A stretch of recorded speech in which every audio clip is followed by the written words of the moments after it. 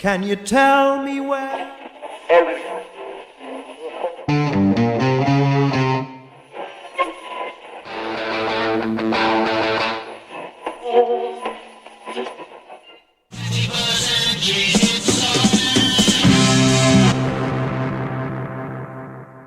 Olá pessoal, estamos de volta aqui em mais um vídeo do nosso canal.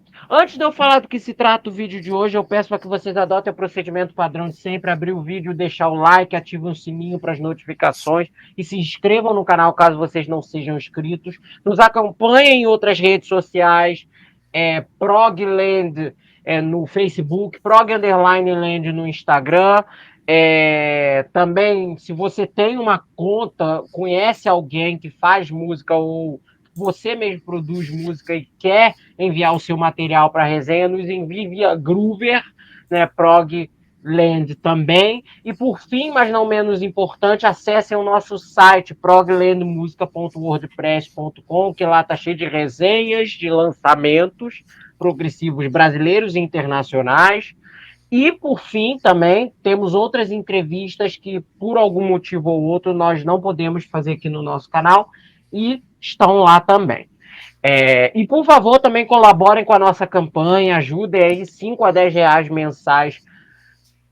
Já vale aqui, já vai ajudar a gente, para a gente também ter um editor de vídeo, também atualizar o nosso site, também a gente ter um pouquinho de remuneração pelo nosso trabalho, para não ficar pesado para ninguém e ainda assim a gente conseguir fazer o nosso trabalho gratuito e universal para todo mundo. Vamos para mais um episódio do Prog Análises desse ano, que a gente vai começar a temporada agora a partir da segunda metade de 2025, né? E eu estou aqui com... Hoje não tem participação especial nenhuma, são dois clássicos, dois rostos aqui, clássicos do nosso canal.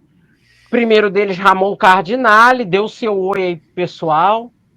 Já deixamos, né, de ser especiais há muito tempo, né, cara? Já foi esse tempo. Nossa, eu fui meio Mas grosso, né? Não. Falei, deixa seu oi, seu especial. Mas eles são sempre especiais, né, Ah, gente? pra minha mãe, sem dúvida, cara. Minha mãe me acha. Então. Bom dia, boa tarde, boa noite. Pro Kelvin também, né? Esse é o primeiro vídeo que a gente tá gravando desde que a gente se viu, Kelvin. Pessoalmente, a gente se encontrou pessoalmente. É verdade! Eu acho que conheci sim. o Kelvin pessoalmente. O Kelvin é gigantesco, é cara. Verdade! Não tanto. O encontro do trio, né? No show do Quando Beat. Verdade! Foi legal pra caralho. Vamos botar aqui a foto aqui agora na edição. Todo mundo encontrou. Cadê o editor? Editor. Editor. Editor sou eu, né? Então, assim, é a primeira vez que a gente, só para contextualizar, né? A gente se encontrou no show do Beat, né? Que é o supergrupo do King Crimson em São Paulo. Legal. Foi uma noite, assim, tem como. Vou deixar também aqui na descrição, né? O link da resenha que eu fiz, falando da noite, etc. É melhor nem começar a falar sobre, senão a gente não para, né? Não. Vamos ser objetivo aqui. Vamos ser objetivo. Mas é isso, boa tarde aí. Vamos falar de Steve Hackett. Não é King Crimson nem nada. Não é King Crimson. E também, dê aí o seu oi aí, pessoal, Iago. Olá, tudo bem? Eu não sei direito o que falar, desculpa. Não, já tá ótimo, porque tem que ser saudação neutra, né? Porque sim. Porque tem uma história muito engraçada. Eu vou falar só essa história aqui, aí a gente já começa. Okay. Né? Tem uma história maravilhosa, né? Que é da Leda Nagli. Eu tinha um amigo meu que era jornalista, trabalhava comigo na rádio, né? E a Leda Nagli é uma das maiores jornalistas do Brasil, aquela jornalista com voz fumante, etc., que todo mundo fala. E ela apresentava o Sem Censura na TV Brasil. E o programa ia ao ar todo dia de tarde, né? E ela falava, olá, boa tarde, não sei o quê. Só que depois de um tempo, o programa começou a ir ao ar em reprises espaçadas ao longo da programação. E aí ela teve que embolar lá uma saudação neutra, né? Porque não sabia que hora o telespectador ia ver aquilo, né? Podia estar vendo ao vivo de tarde, como poderia estar vendo de madrugada, que era o horário de uma reprise. E ela dava uma saudação muito seca. Olá. E aí começava o programa. Só um olá. Tudo bem? Gosto. Gosto. Só isso. Não dá pra Ela não colocar dava amanhã. um bom dia, um boa tarde, nem nada do tipo. Não dá pra Aí foi colocar sucinto, amanhã, igual o tarde e seu. noite. Aí você manda um olá, boa vida pra você. Já taca tudo aí. É. E sem mais delongas, vamos falar da análise de hoje. A gente vai falar, continuando aqui, a sequência de álbuns, né, que estão fazendo 50 anos, 55 anos, por aí vai. Aniversários redondos, né, nesse ano de 2025. A gente vai falar hoje de um clássico. É um vídeo, entre aspas, atrasado, porque esse músico fez 75 anos esse ano. E eu ia fazer até antes, em fevereiro, e etc., mas embolou o calendário. Então, esse vídeo, entre aspas, vai ser uma homenagem ao Steve Hackett. E vamos falar hoje dos 50 anos de Voyage of the Alcoholic, álbum de estreia dele de 1975, que o Ramon está aí, ó, com a capa. Foda. Lindo. Essa arte é linda, né? Incrível. Que impuro, Depois cara. a gente mostra o resto dela aqui. Vamos tem mais falar, coisa. vamos falar. Steve Hackett, só para lembrar, né, Kelvin, que é importante, eu acho que caso alguém tenha caído aqui no canal de paraquedas nesse vídeo, que talvez gosta de Steve Hackett, sei lá, vá atrás, porque aqui no canal o Kelvin fez uma entrevista com o Steve Hackett, aqui, uma exclusiva para o canal. Verdade. Né? Então quem está aqui, talvez não conhece o canal, está aqui, né, caiu de curioso, tem uma entrevista exclusiva com o Steve Hackett aqui no canal que vale a pena demais conferir. Né? E é importante até, porque parte daquela entrevista diz muito ao que a gente fala hoje, né? Ao que a gente vai falar sobre essa nesse época vídeo aqui dele, né? Pois é. Então, eu queria já perguntar, né? Como vocês tiveram conhecimento, como esse disco, como a carreira solo do Steve Hackett chegou na vida de vocês? Aí eu já pergunto e etc. Aí vocês, quem quiser começar, depois eu falo. Eu não lembro exatamente como foi que eu comecei a ouvir o Steve Hackett.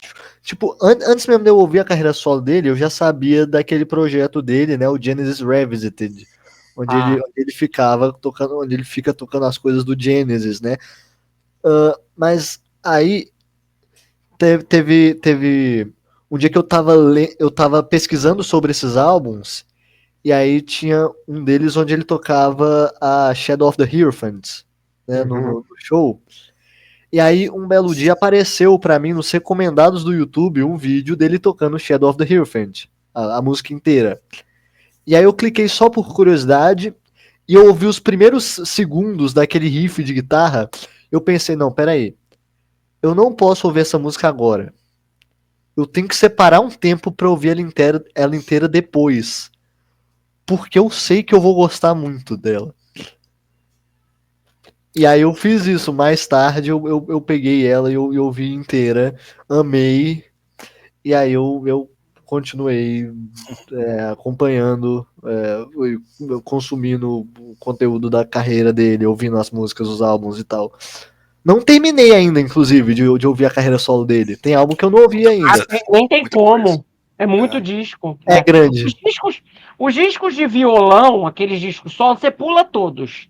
Eu pulo todos. O único que eu ouvi desse solo foi o primeiro, que é o Bay of Kings. Bay of Kings. Depois os outros, que é o de 8.3, né, que ele lançou 2 em 8.3. Foi o Highly Strung, que é, entre aspas, um disco convencional, e o Bay of Kings, que é um disco de música. Inclusive, é um disco que tem muita influência de bossa nova, né, porque ele estava no Brasil na época, ouvia pra caraca.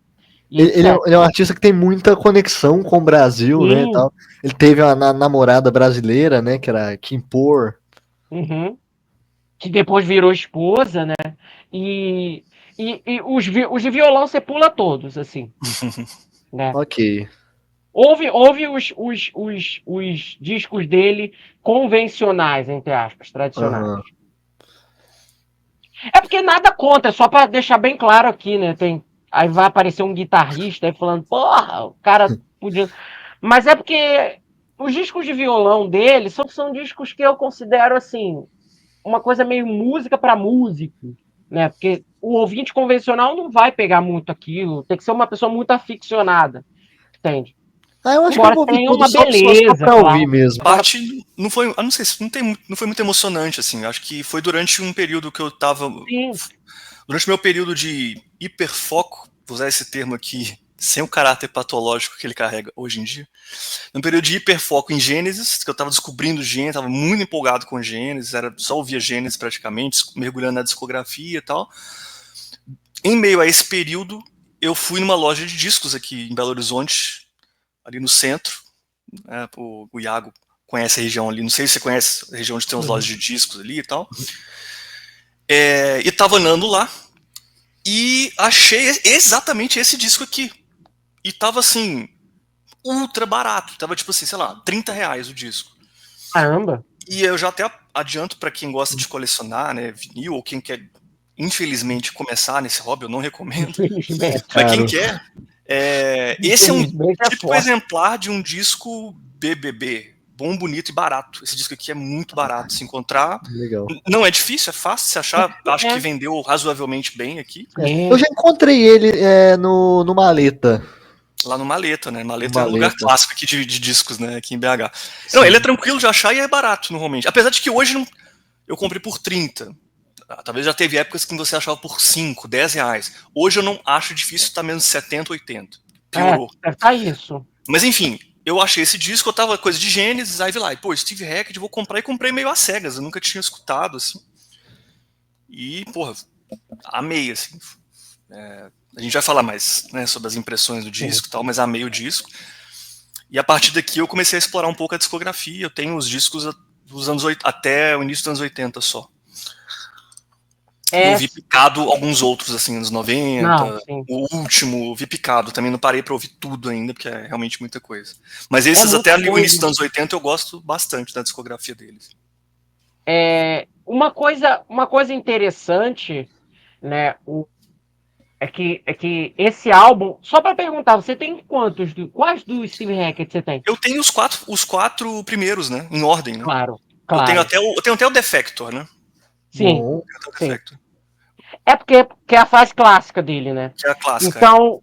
Então é engraçado isso, porque esse álbum, assim, eu também não tenho nenhuma história assim com ele, né? Tava conhecendo a banda e etc. E eu vi uma Você fica resenha curioso, né. Você fica curioso, pô, o que que os caras fazem, né. Fizeram. tava conhecendo, tava conhecendo a discografia, mas eu nem me sacava muito em carreira solo.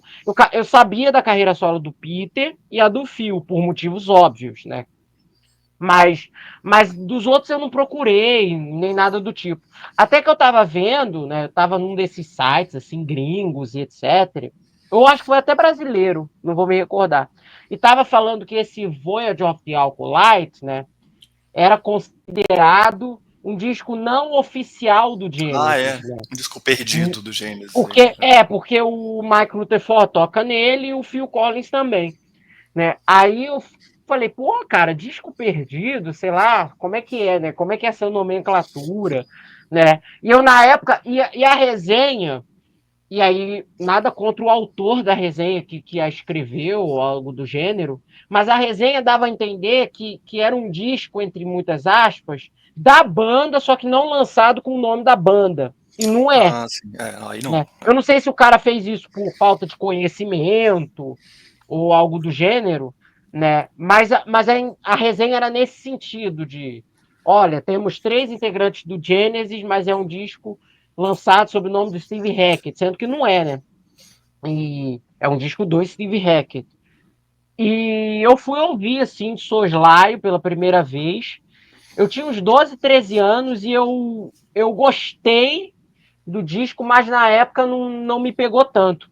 Aí eu depois, algum tempo depois, né? Aí eu fui gostando mais da banda, fui me aprofundando, fui conhecendo mais, fui lendo sobre a banda, tendo mais informações, e aí eu fui começar a carreira solo do Steve Hackett. E aí eu comecei a ouvir um show dele, né, que foi o Tokyo Tapes, salvo engano, acho que a minha porta de entrada foi o Tokyo Tapes, e o Voyage of the Alcolite. E aí eu falei, pô, agora essa música aqui conversa muito mais comigo, né? Na época eu estava começando a ouvir prog de maneira mais intensa, então o disco teve esse grau muito forte para mim. E é interessante essa coisa do disco não oficial do Genesis, porque o Voyage of the Alcolite, né? Eu não sei se vocês consideram isso, eu já vou abrir para debate aqui. É o grande clássico da carreira do solo do Steve Hackett, o disco referência internacionalmente para quem é fã da carreira solo dele, para quem conhece ele, e até para o próprio Steve Hackett como artista em shows, né? Porque muitas das músicas do disco estão presentes em shows do Steve Hackett ininterruptamente desde a primeira turnê solo dele desde 78 e etc. E coisas do gênero. E eu também e esse álbum, né? Aqui no Brasil você tem uma parcela do público que gosta muito do Please Don't Touch, né? Alguns do Spectral Mornings, né? Mais do que lá fora, até. Mas esse álbum é um disco, entre aspas, que para mim sedimentou muito do que viria a ser a carreira solo do Steve Hackett, embora ele tenha mudado e tenha experimentado bastante, algo do gênero. E eu queria ver se vocês concordam com isso, né? Porque vocês também têm um conhecimento da discografia solo dele. Eu acho que sim, né? Para mim, o Voyage of the Alcolite é o álbum sumarizador. É o fundamento, eu acho, né? É o fundamento musical dele, eu acho que já estava aqui, né? Apareceu aqui e... Concordo. Você concorda também, ou... Eu concordo. Até por ser um álbum que tem mais momentos Hackett, que eu diria, né? Que são momentos onde ele pega um negócio para ele ficar fazendo, ao invés de ser um negócio mais generalizado de música, com uma banda inteira tocando, tipo... Eu não sei se eu tô sabendo sumarizar muito bem, mas, por exemplo, tem uma grande parcela de faixas instrumentais e instrumentais onde o Hackett brilha mais. Sim. Vamos dizer assim. Mas ainda tem algumas faixas que poderiam muito bem até mesmo estar em álbuns do Genesis, né? Assim, pessoalmente, o meu álbum favorito do Steve Hackett é o Please Don't Touch. Uhum. Mas, como exemplo de álbum do Steve Hackett, eu acho que o Voyage of the Acolyte, ele é uma... Eu diria que ele é uma porta de entrada praticamente perfeita para você apresentar alguém a carreira solo do Steve Hackett. E eu diria mais, eu acho que é um disco porta de entrada para uma pessoa no progressivo. Porque as músicas é um disco muito musical, muito melódico. Não é um disco de grandes experimentos, né? E eu gosto disso. O Genesis é uma banda disso.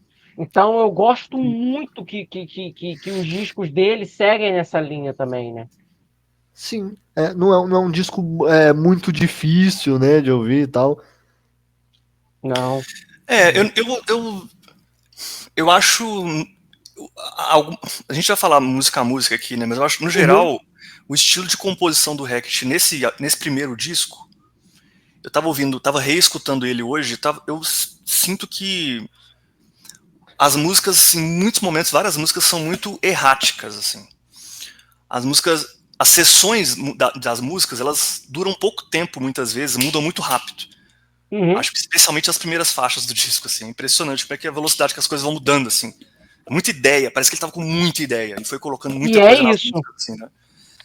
Aí, depois tem algumas exceções de algumas faixas aqui, tipo a própria Shadow of Hierophant, né, que aí ele já vai desenvolver com mais calma os temas. Mas você pega isso, Of Wands, é uma ideia atrás da outra, assim, muita coisa acontecendo e tal. Então, assim, eu tô falando isso porque aí isso eu não sei mesmo se isso torna o disco mais ou menos acessível para alguém que tá começando prog, assim, entendeu? Essa coisa errática, muita mudança, as músicas não tem refrão, não tem estrutura, a estrutura tradicional que o ouvinte não do prog tá mais acostumado, né? As músicas são bem... É bem prog, eu acho, isso aqui, na maior parte do tempo, assim. Porque, basicamente, o Voyage of the Alcolite, né, guardadas as muitas devidas proporções, né, uma espécie de All Things Must Pass, né, porque, assim... O cara tava pensando isso hoje, ouvindo, cara. Até pensei, vou falar isso? Não sei. Ainda bem que você falou. Mas porque pra gente falar um pouco da história desse álbum, né, é muito importante a gente Contextualizar aí, né? contextualizar. Porque o Steve Hackett ele entrou no Genesis em 1971, ele foi o último dos 5 a entrar, né, da formação clássica, e desde o início da banda, né, ele, talvez por isso, né, pelos outros já estarem um pouco mais entrosados, né, ele tinha muita dificuldade de comunicação nesses primeiros períodos da banda e etc. Embora ele não meta pau e fale muito, olha, foi uma merda, coisa do tipo, muito pelo contrário, né? Para ele foi difícil entrar na banda, se desenvolver ali naquele núcleo estabelecido que era um núcleo composicional em que você tinha uma banda que todos os 5 compunham, como era o Steve Hackett compunha letra e melodia, como ele compôs todas aqui do Voyage of the Alcolite, e faria nos discos futuros dele, inclusive, né? Aí você tinha essa banda que você tinha 5 caras que compunham, que escreviam letras e etc., e eram muito prolíficos, tinham muitas ideias, muito repertório. E quando eu estou falando de repertório, eu não estou falando de repertório musical, estou falando de repertório lírico, cultural, repertório musical para incorporação nas músicas ou nas sessões que eles produziam de uma música nos discos. Então você tinha isso, e ali ele também estava tentando ali as composições dele, etc., e ao longo da trajetória do Hackett na banda, na finalização dos repertórios, invariavelmente, boa parte das ideias que ele estava compondo iam ficando de fora, né? No Nursery Crime, ele entre aspas, emplacou, até onde eu lembro, 3 músicas, né, das 7 totais, que ele teve maior participação mesmo, que foi For Absent Friends, que é uma música dele do Phil, Giant Hogweed, que ele compôs parte da melodia, e Fountain of Salmacis, que tem uma participação mais forte dele, inclusive no Mellotron, né? E no Foxtrot um pouco mais, né, mas também não muito. A única música que ele compôs letra e melodia foi Can Utility and Coastliners, né? Ele contribuiu, e fora isso, contribuição parcialmente melódica, mais forte em Get It Out by Friday e Supper's Ready. Mas Supper's Ready não conta porque todo mundo colaborou. E no Selling by Aquela the Pound... introduçãozinha, né, aquela música que antecede a Supper's Horizons. Horizons, né? Horizons eu também, que é uma peça acústica uma coisinha dele dele lá. E no Selling by the Pound, você tem Dancing with the Moonlit Night, ele contribuiu para boa parte daquela melodia, I Know What I Like, já vai aumentando, né? Contribuiu também. Fifth of Fifth mais pro solo de guitarra, né? Que é dele. Sim. O solo do Fifth of Fifth é do Tony Banks, assim, a composição. Sim.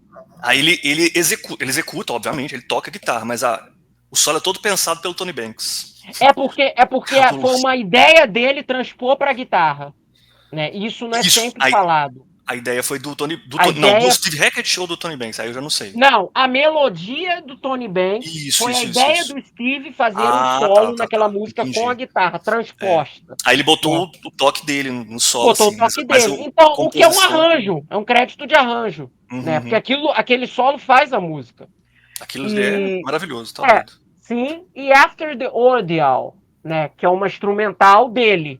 Uma outra sessão com o Mike Rutherford, ele compunha bastante com o Mike um pouco nessa época, inclusive Shadow of the Hierophant, quando a gente estiver falando, é desse período. E daí você tem essa insatisfação do Hackett, a gente pode dizer essa palavra, de os outros membros, todo mundo, eu quero ter um pouco mais de participação minha nesse repertório, algo do gênero. Inclusive, uma das músicas que não entrou no Selling by the Pound, que é Deja Vu, é dele. Eu ia falar disso. Sim. Eu ia falar dela. Saiu no Genesis Revisited, né? ainda sobre o Selling by the Pound, tem aquela entrevista do Hackett, né? Dele falando, as pessoas ficam me pedindo nos shows pra tocar The Cinema Show. Por que as pessoas me não é pedem pra dele. tocar ela? Eu não faço nada nela. Ele falou isso em entrevista, né? Mas é uma música que ele gosta, né? Tanto é que ele toca. Ela é muito boa. Né? Sim, Mas não tem o momento dele, né? Igual First of Fifth, né? Cinema Show é uma música do trio. Banks, Sim. Collins e Rutherford. As pessoas não sabem disso. E as pessoas falam, o trio só escreve música pop, não sei o quê, né? Vai nessa. Já no início das sessões do The Lamb Lies Down on Broadway, foi acordado, e é um erro que muita gente faz, já foi acordado, vamos fazer disco duplo para todo mundo que é compositor ter sua participação mais musical nesse álbum. Só que o que acontece? No início do processo eles viram, a gente não vai ter tempo de escrever letras para, sei lá, 20 músicas, que é o ideal para um projeto duplo, né? Então vamos fazer um disco conceitual. E aí eles decidiram pelo conceito do The Lamb, o Peter ficou encarregado das letras, etc. E ali já estava começando já uma separação do próprio Peter, talvez também em relação a isso, porque o Peter era um cara que gostava muito de compor ele por ele mesmo, né? Ele finalizar a música dele e coisa do gênero, sem submeter ao processo de uma banda, né? E até por questões até também de gosto musical, né? O Genesis era essencialmente uma banda de rock progressivo inglês, eles tinham outras influências, outros lives de música avant-garde, de uma música até americana, inclusive, que o Steve Hackett veio a ter inspiração no Please Don't Touch, etc. E ali, durante as sessões, né, não é o foco do vídeo, o Peter e os demais caras, e etc., até por questões pessoais também, ele acabou tomando a decisão de sair do Genesis. O disco foi feito, o disco foi finalizado com ele, mas já no início da turnê falou, faça essa turnê e meta o pé. E ele saiu, que foi o que aconteceu, né? Antes mesmo de gravar o álbum, ele quase saiu da banda pra fazer um projeto do Pequeno Príncipe, filme, né? Do William Friedkin. Que ele ia fazer a trilha sonora, não era? Ele ficou 2 semanas fora da banda, né? E o que acontece? Nesse inteirinho, o Steve Hackett, já no processo da finalização do The Lamb, ele foi vendo que aquela promessa, entre muitas aspas, de que vamos fazer um disco com todos têm muita participação, algo do gênero, musical, porque a lírica ia ficar todo pelo Peter Gabriel por ser um álbum conceitual, isso não era um problema, porque você, sendo um letrista, você sendo um compositor, tudo bem, você não pode fazer a letra, mas você pode fazer a música. E o Steve Hackett ainda tinha as músicas a fazer. E acabou que, no processo de finalização do The Lamb, grande parte do repertório novamente ficou concentrado na figura do Michael Rutherford e principalmente na figura do Tony Banks, que eram os compositores da maioria da música daquele período. E já no fim daquele disco, o Hackett já teve a ideia para si. Cara, eu preciso fazer um disco solo. Eu tô com muitas ideias, muitas melodias, algumas músicas inteiras, que assim, eu já tô de algum tempo, eu já não consigo emplacar nos discos, então eu não vou ter a oportunidade de fazer isso de novo. O Peter já tá saindo da banda, entre muitas aspas, para ter a sua própria liberdade criativa, e eu também preciso dela, né? Só que como uma válvula de escape para que eu consiga futuramente ficar feliz em ter uma carreira solo, mas ainda na banda, meio que sendo uma válvula de escape, porque tudo bem, eu posso não emplacar tantos discos no Genesis futuramente, mas se eu tenho uma carreira solo em que eu posso colocar tudo que eu quero, eu vou sustentando a situação. Então, e daí surgiu a ideia do Alcolite, né? O Alcolite ele foi basicamente todo composto de ideias, riffs, melodias, todo isso falando da parte musical, né? Que a gente já vai falar da parte conceitual lírica, né?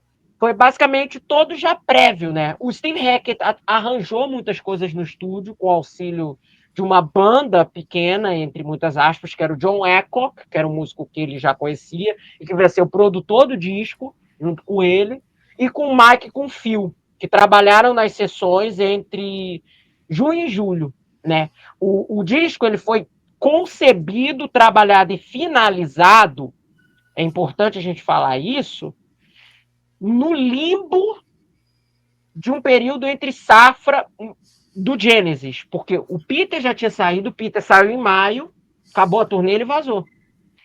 Mas o Phil ainda não tinha sido efetivado como vocalista. Então o disco ele foi finalizado nesse inteirinho. Quando foi lançado, que foi em outubro, eles já tinham terminado as gravações do A Trick of the Tail. Mas a gravação e a concepção do Voyage até o lançamento teve um período, porque teve mixagem, finalização da capa, etc., que também teve alteração 2 vezes, porque mudaram o título do disco. E disso tem um limbo do fechamento da feitura daquele trabalho até o lançamento dele, né? Aí você tem um limbo de início de julho, que junho foi o final das gravações, julho mixagens, etc., e um overdub ou outro, para outubro, que foi a data marcada para o lançamento do disco, até para não conflitar com outros lançamentos da Carisma da mesma época e etc. Né? Então, teve esse período. E o Voyage of the Alcolite, para mim, ele é um disco muito, apesar disso, coeso, né? Porque é lógico, tem isso que o Ramon falou, das diferentes melodias, você tem muitas riffs, muitas ideias e etc. Um disco que vai para vários polos dentro do progressivo, mas é um disco que, essencialmente, ele tem uma característica, uma marca, né? Que, para mim, vai ser uma marca muito importante nos discos futuros do Steve Hackett. Eu ouço Ace of Wands, composições dos discos mais recentes com Ace of Wands, Shadow of the Hierophant, em um certo grau também, Tower Struck Down também, que todas elas viraram clássicos da carreira dele. São músicas que o Steve Hackett toca até hoje, em shows, tocou praticamente em todas as turnês. Inclusive, é uma reclamação que eu faço, que assim, nada contra ele tocar essas músicas, né? Sempre, que eu acho que tem que tocar, né? Mas eu acho que poderiam ser tocadas, inclusive, muito mais do que efetivamente foram tocadas, outras músicas desse disco e do Please Don't Touch, né? Tem uma que, por mim, ele tocava em todo show, que é Star of Pode Sirius. Que eu acho, eu espero, e eu acho que ele deva fazer isso, que agora em 2026, agora em 2025 não, porque essa turnê atual dele que tá fazendo, eu acho que tá com data fechada até dezembro. Eu espero que em 2026 ele faça uma turnê comemorativa de 50 anos do Voyage of the acho que vai Alcolite fazer. e toque ele inteiro. Porque se tocou os Podia. discos do Genesis inteiro, ele tem que tocar os discos dele solo inteiros também. Ele podia fazer isso com os outros álbuns solo dele também. Seria muito legal. Pois é.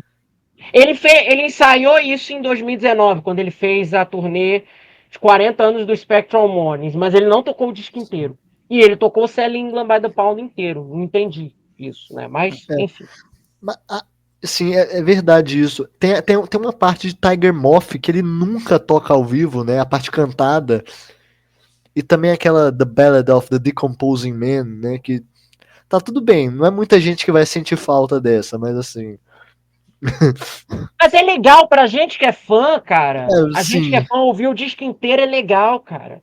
Eu acho, até com coisas Isso mais bizarras, assim. Você não vê o Hackett tocando. É lógico, essa ele toca em alguns shows especiais acústicos, aqueles shows no Trading Boundaries que ele faz. Mas você não vê o Hackett tocando Star of Sirius, cara. Sempre. Você não vê, sabe? O maior exemplo. Priestess, numa turnê inteira, você passar 80 datas tocando isso, é maravilhoso. Sim, O maior exemplo de Star of Sirius que eu consigo lembrar é naquele show dele, que eu esqueci o nome agora, mas que é metade do show coisa solo dele e a outra metade coisa do Genesis, que é o Ned Sylvian canta ela. The Total Experience. Sim, de 2015. Esse show é muito bom. Sim, é muito bom. E aí que mora a minha questão, sabe? Porque eu acho que ele tinha que tocar essas coisas também, né? Porque as turnês solo dele, assim, hoje, eu amo, lógico. Se eu tivesse a oportunidade, assistiria tudo. Mas o set solo dele é muito previsível, né? Porque, assim, você tem, sei lá, as 3 músicas do Alcolite, que ele sempre toca. Você tem aquela Everyday do Spectral Monies, que ele sempre toca também. Aí ele toca A própria Spectral Spectral Monies. Morning, Isso aí já é metade do set solo dele. Sim. Pode ser que tenha Please Don't Touch, mas pode ser que E não. o resto do set solo é 3 músicas lá do disco novo que ele tá lançando. Que ele muda a cada dia. Porque você tem um disco conceitual, que é o caso do Circus and Nightwell, que seria ótimo se ele tocasse mais de 3 músicas, né? Não, é muito Aí ele lamentável. toca Como lá. é que não faz um show tocando, por exemplo, um disco novo, conceitual, cara? Toca inteiro. É, sim, E porque algumas se é um músicas disco do Gênesis. conceitual, toca ele inteiro, né? Não Tipo, precisa, tocar, não precisa tocar 10 músicas do Genesis, assim. Eu amo, lógico. Não, exato, Você toca um pode disco tocar inteiro duas, novo, Toda três. turnê a tour, não e tem bota 3, 4 necessidade. músicas do Gênesis, beleza, vai ser lindo, cara. As pessoas vão ver, porque querem ver É. a música. As casas ver a música do Gênesis, beleza, mas. Eu não sei, eu acho que esse disco aqui. Eu acho que como ser um disco mais marcante da carreira deles, eu não sei em questão de números, de venda, não sei se vocês têm isso aí, se for o É o disco mais mais vendido. vendido, É o eu mais chutaria vendido. que com uma certa facilidade, né? Esse disco tem caixa para sustentar uma turnê, dele tocar esse disco inteiro, assim. Eu acho Total, que total. eu acredito que vai sair, acho que vai sair, É sim. aquela questão, né? Muitos de nós que vamos nos shows do Steve Hackett somos fãs do Steve Hackett. Né? Não é gente E querendo ouvir só coisa do Genesis. é importante falar isso, porque tem um bando de bobo, e eu perguntei isso na entrevista dele, né? Que eu achei importante perguntar isso, porque eu sabia que ele me daria uma resposta que corroboraria o que eu já achava, e o que é o que a gente acha também, porque eu acho que vocês concordam comigo. De assim, o Steve Hackett ele começou a carreira solo dele em 78 e até final da década de 2000, ele focou muito nos shows dele, e eu acho muito legal, nos discos solo dele. Ele tocava uma coisa de gênero, uma coisa ou outra. Uma coisa Sim. ou outra. E era uma coisa mesmo, era tipo Horizons aqui, E as às vezes uma pessoas. After the Pois Ordeal. é. E ele sempre teve público. As pessoas iam para o show do Steve Hackett e sabiam que elas não veriam, naquela ocasião, ele tocando o Nursery Crime inteiro, ou o Foxtrot inteiro. As pessoas iam lá sabendo que ele ia tocar uma Fifth of Fifth, um solo, etc., para jogar para a galera, e etc., e que é importante também você tocar, porque faz parte da tua carreira. Mas o foco do show era a carreira solo dele. E aí ele tocava tudo. Ele tocava coisas de todos os discos, até materiais mais obscuros. E a partir dos anos 2010, a partir do Genesis Revisited 2 de 2012, 2013, ele passou a investir num repertório metade carreira solo, metade Genesis, assim. Eu acho muito bom. Tem vezes que Para passa da ele, metade. Muitas vezes passa até da mais. metade. E é mais Genesis e Shows umas inteiros, 3, 4 do Hackett, E né? assim, quando ele veio para o Brasil, e eu não vou ser hipócrita, eu chorei naquele show do Seconds Out, foi lindo, se não fosse o Steve Hackett, eu nunca veria aquele disco inteiro. Ele ressuscitou o material antigo da banda, né, que estava guardado num baú e ninguém tocava, a não ser o Genesis, e nas últimas turnês eles não tocavam mais as músicas antigas que a gente queria ouvir, além das carnes de vaca de sempre, In The Cage, Carpet Crawlers, que a gente ama, mas só as mesmas de sempre. Então, assim, eu não vou ser hipócrita de falar que, porra, não era para nunca mais tocar o Genesis, mas eu acho que tem que ter um equilíbrio nisso, né? Numa turnê você tocou, sei lá, um Seconds Out inteiro com Genetics, na próxima turnê você toca umas 4, 5 só do Genesis e faz um repertório de 15 músicas da tua carreira, sabe? Sim, E ele não é um tipo de cara que precisa do material do Genesis para ser consolidado. Ele no nicho tem prog, nome. ele já tem o público dele. Sim, ele é um nome gigante no prog. Enfim, eu posso dar um exemplo, por exemplo, do show do show que a gente se conheceu pessoalmente, não se conheceu pessoalmente, mas que a gente se encontrou pessoalmente. Para quem tá assistindo aí, o show do Steve Hackett em Niterói, né, foi a primeira vez que eu e o Kelvin a gente se viu pessoalmente. E nesse show, tipo, houveram limites de tempo, né, por causa de contratempos que houveram com as bandas anteriores, com a montagem do palco. Era um festival, então o set era menor. Sim, e aí ele cortou do set todas as músicas solo dele. Eu fiquei muito puto com isso. Porque ele chegou no palco, eu falei, caralho, ele vai. Ace of Wands, né? Porque eu achei que era o set, Eu tava muito animado pro Ace of Wands. né? Eu tava, né? Assim, foi Aí foda pra ele. caralho, eu não vou mentir. Não, Porra, eu foi tirei foto maravilhoso. com o Aí ele Hackett, mete um velho. squonk, né? Maravilhoso. Mas, pô, eu esperava, né? Eu esperava que Assim, pelo menos uma ele mantesse. eu não lembro, Kelvin, se você, na entrevista com ele, se você perguntou sobre isso pra ele explicitamente, assim, quais as justificativas que ele Não, dá eu pra essa perguntei, escolha, para isso, né? é porque eu perguntei para ele o seguinte, né? Você passou 30 anos sem tocar o material do Genesis. O que Hum, te levou a fazer isso, isso. né? Porque aquilo, gente, é maneira de perguntar, né? E aí o artista ele fala, né? E aí ele fala que ele sentiu e etc. O que eu também entendo, Sentiu o né? quê? Porque esse material Ele sentiu o quê? Você ele falou. não. Ele fala que ele se sentiu, que ele se sentia. Ele não usou essas palavras, mas Eu não ele se lembro desse sentia detalhe da entrevista, sabe? em dívida, entre Hum, aspas, com uma espécie de trazer o legado dos trabalhos antigos do Genesis, pelo tá. fato de que os outros integrantes não tocavam as músicas antigas com a rotatividade que ele toca, e falarem mal do período dos anos 70 na imprensa, segundo ele, né?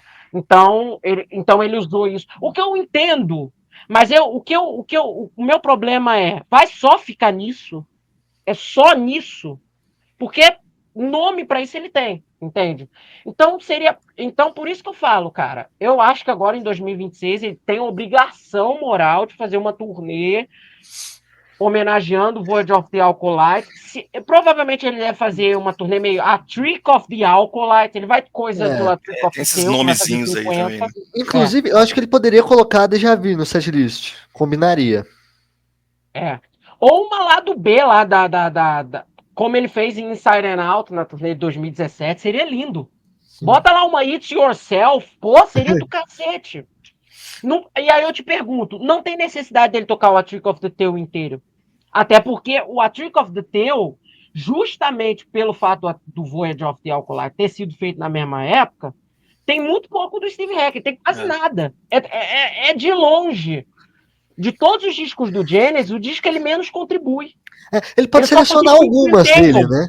Ele pode selecionar algumas dele. Entangled, Dance no Volcano, Los Dance of Angeles, Volcano. Que acho que ele toca Squonk, mais, né? né? Aí pronto, E né? pronto, já tá ótimo, sabe?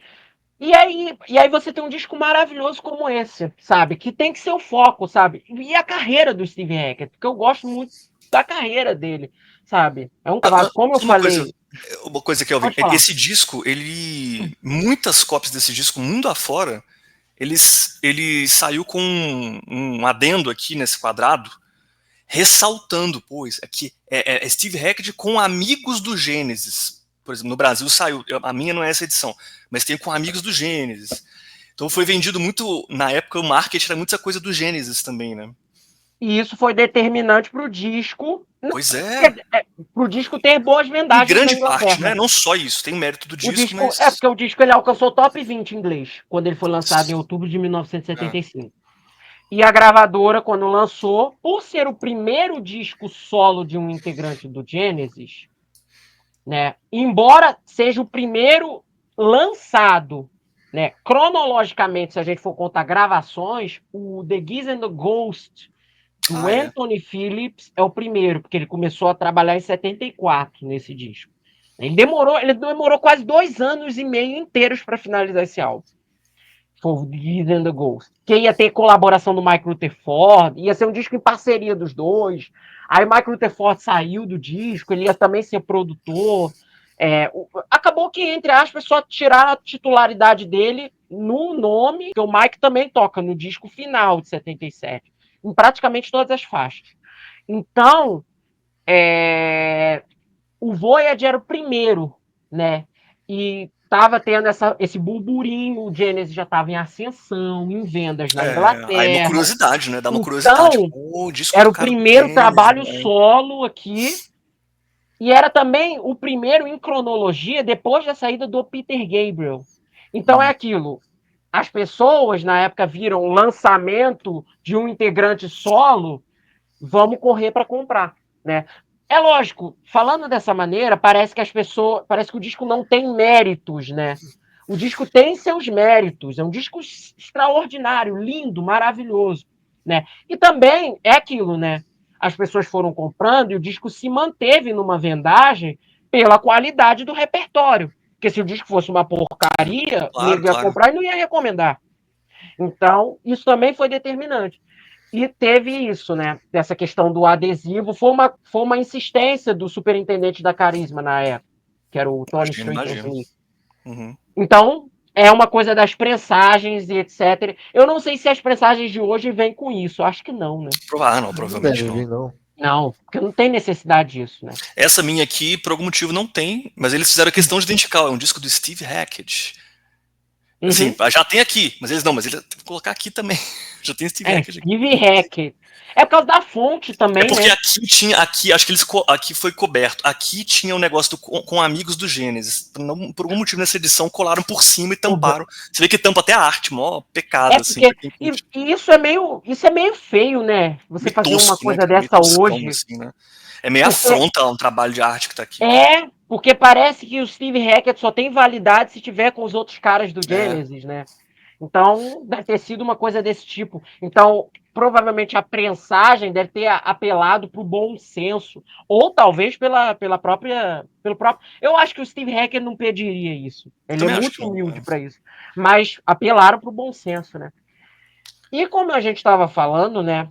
O processo de composição, né, do álbum, ele envolveu essas peças diferentes, mas elas eram conectadas por um conceito. Sim, o Sim. Voyage of the Alcoolite é um álbum conceitual inspirado em cartas e ensinamentos do tarô. Né?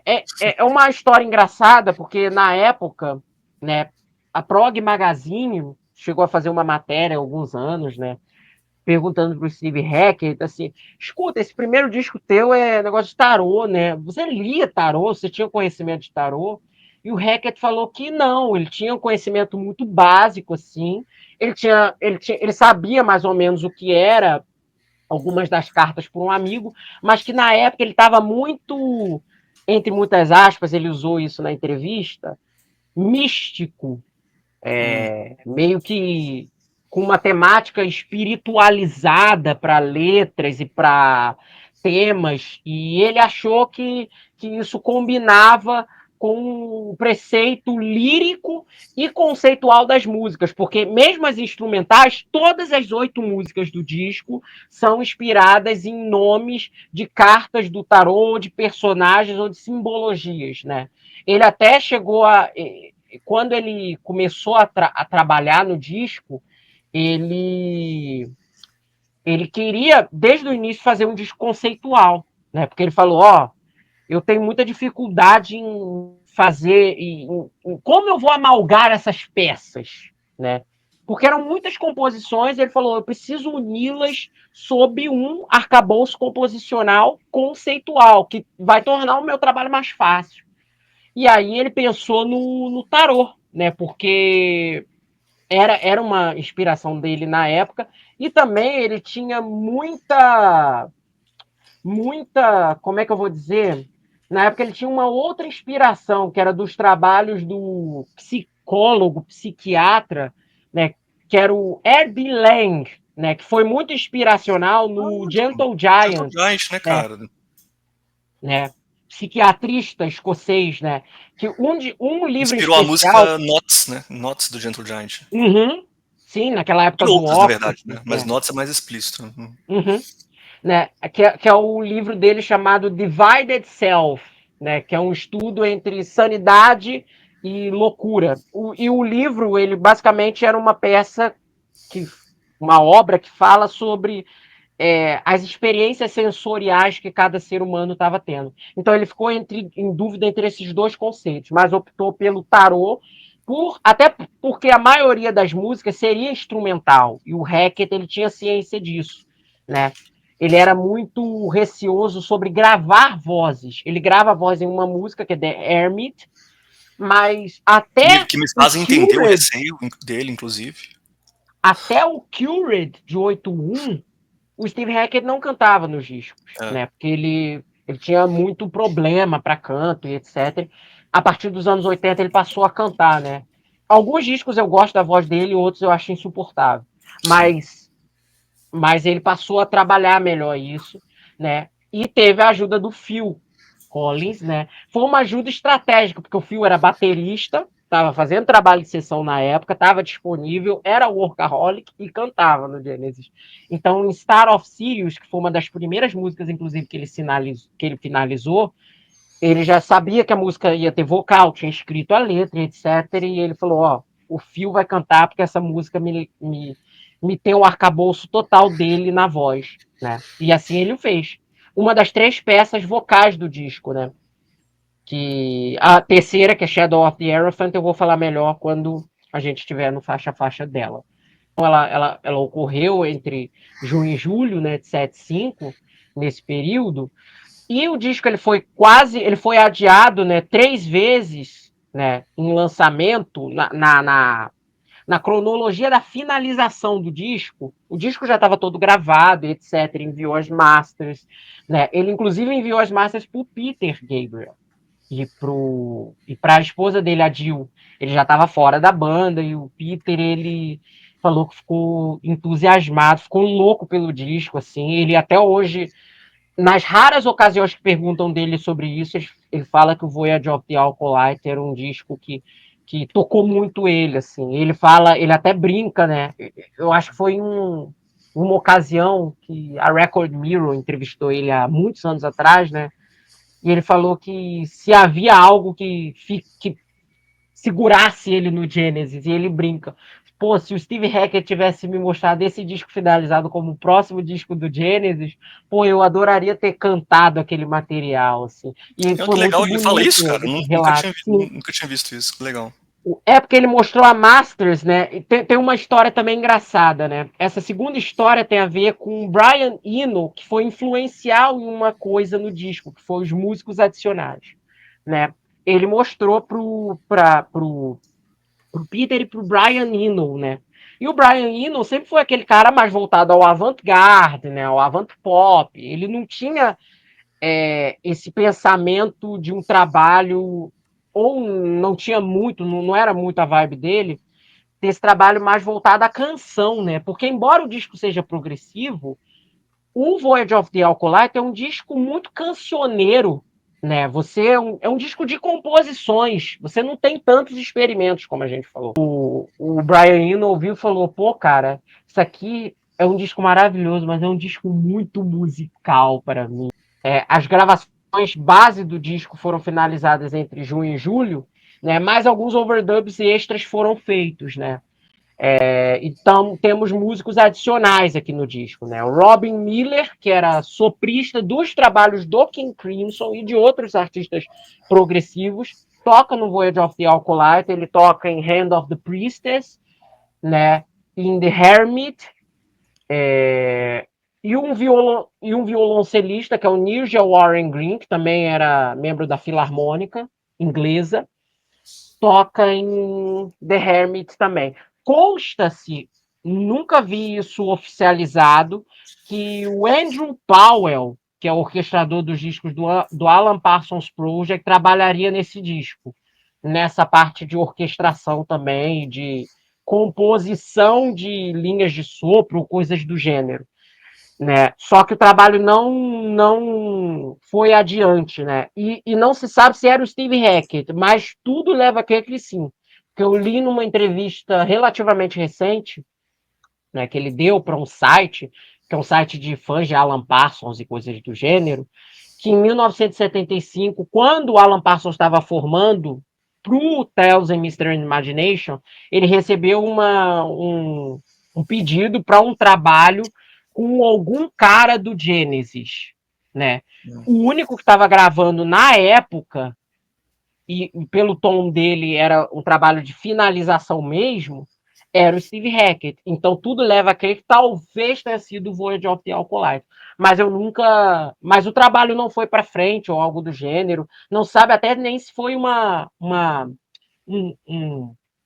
encomenda, entre muitas aspas, do próprio Steve Hackett, porque O pessoal da gravadora também queria chamar um orquestrador para gerir essas partes, e no disco final o Nigel Warren Green que fez isso, e até os caras da Carisma tiveram isso.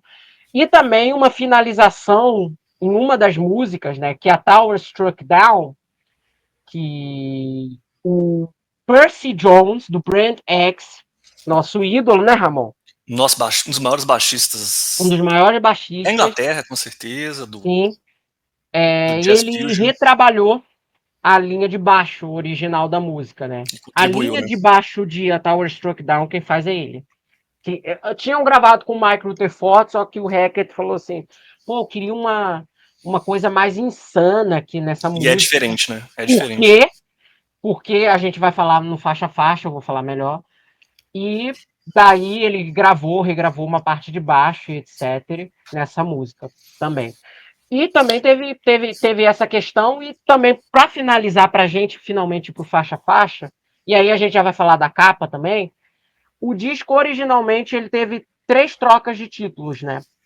Que ele se chamaria inicialmente Incantations, depois Premonitions, que foi o nome da maioria do trabalho, que o Hackett até bateu o pé, falou, ó, até quase outubro, que era a data de lançamento, o disco ia chamar Premonitions, inclusive já estava com a capa feita, que era uma capa original da Kim Poole, que era a namorada do Hackett na época, que veio a ser a capa do box set dele, Premonitions, que preservou o nome, e a capa original que seria do disco.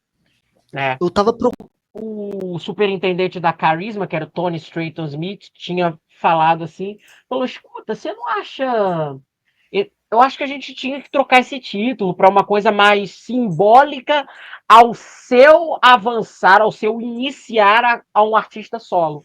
E aí foi dele a ideia do nome Voyage of the Alcoolite, que é Viagem do Alcoolítico, que é um caminho de, entre aspas, o alcoolítico é um aprendiz, entre aspas. Alcoólito. É alcoolítico ou alcoólito? Acólico. Acólita. Ou acólito. Acólito.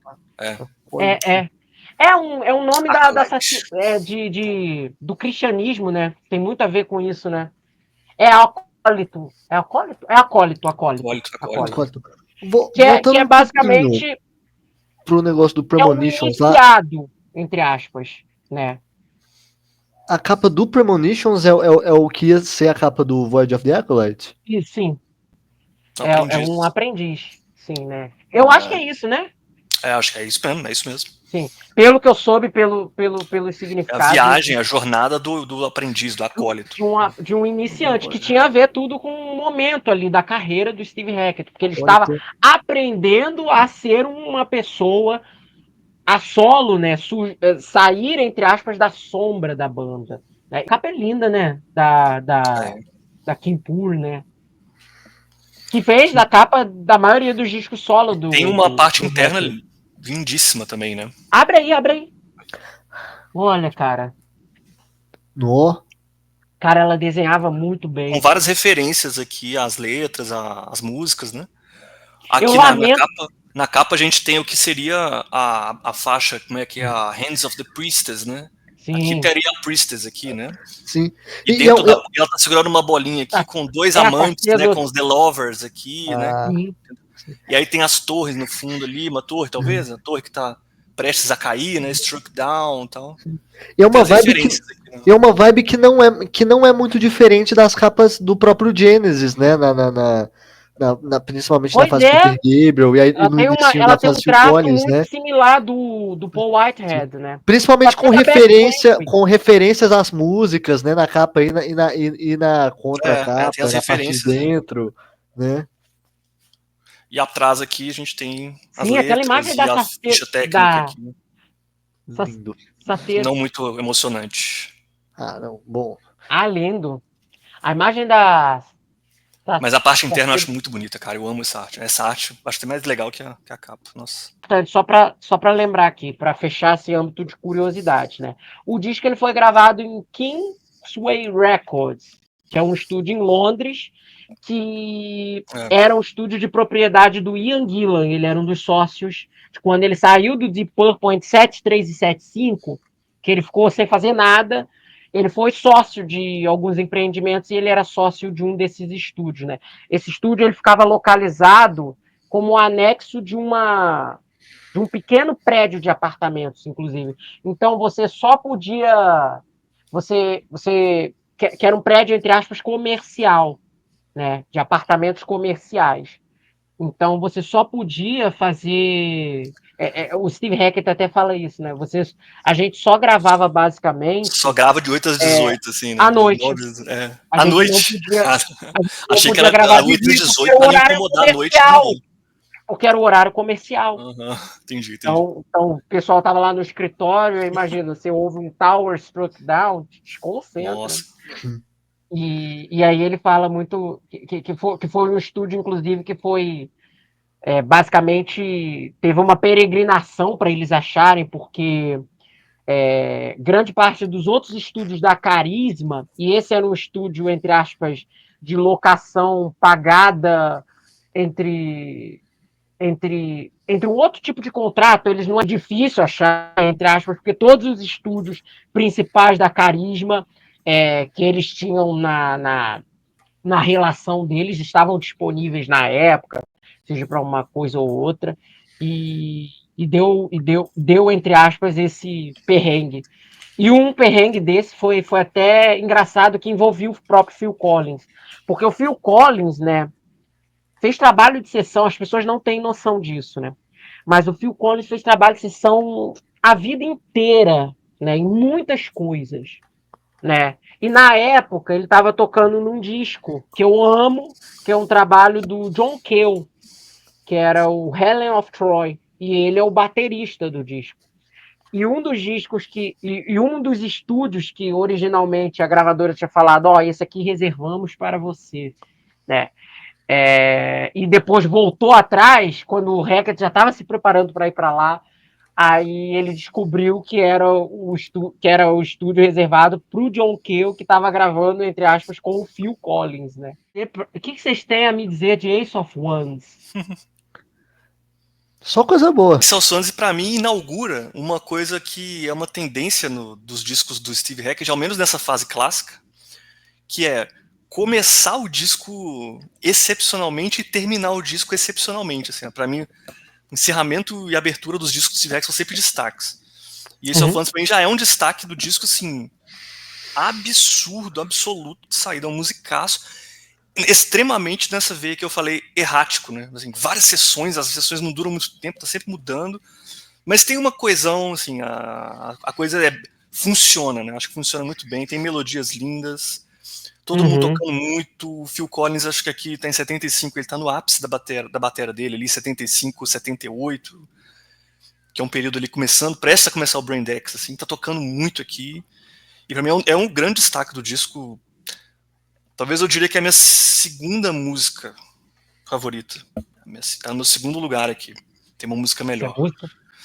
Mas essa aqui que eu acho que é a melhor de todas nós, assim. Talvez. Mas vamos chegar nela. Cara, eu adoro essa música também. Eu gosto muito dela. Gosto muito da diferenciação das sessões também. Eu gosto muito do tema principal. É bem legal essa melodia, né? E ela é porque ela representa o as de paus, né? No baralho. Gente, eu já vou avisar aqui, tá?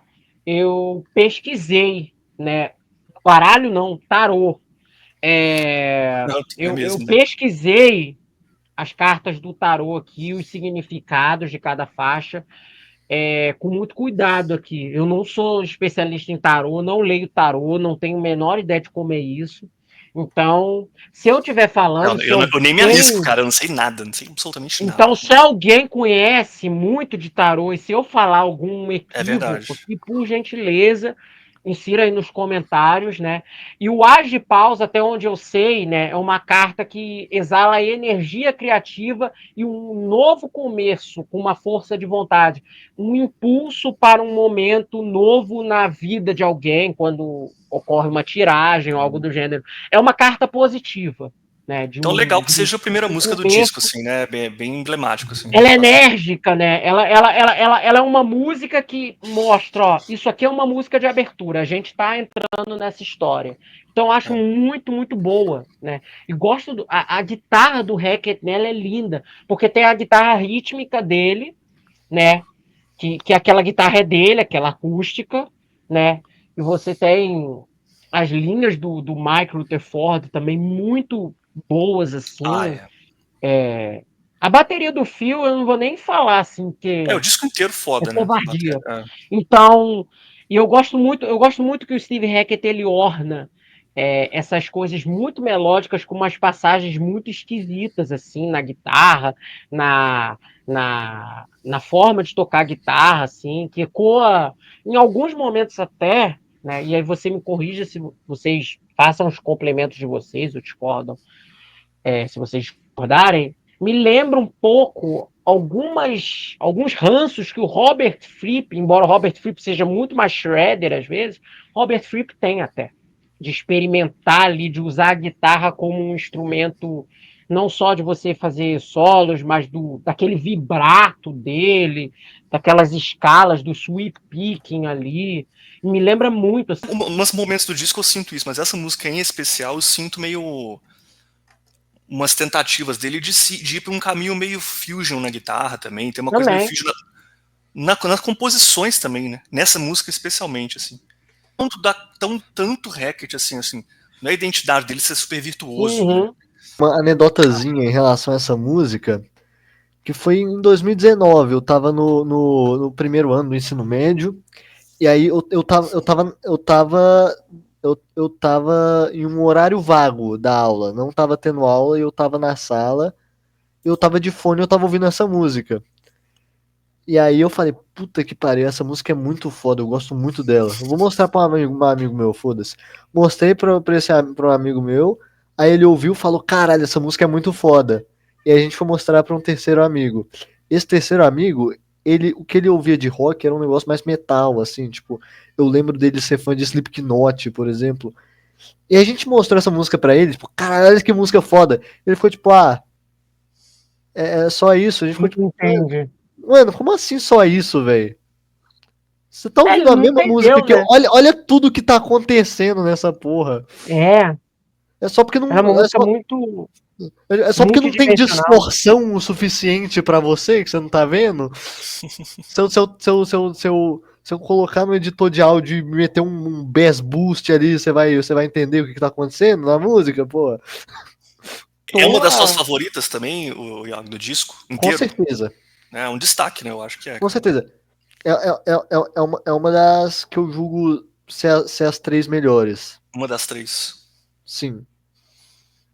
Pra mim, eu adoro Ace of Wands, nada contra ela, mas pra mim tem outras 3 melhores. Ela pega, talvez, num quarto lugar, digamos assim. Senti que a gente vai discordar de algumas coisas nesse disco aqui. Vamos. Por algumas coisas que vocês falaram, eu já Vamos senti. lá.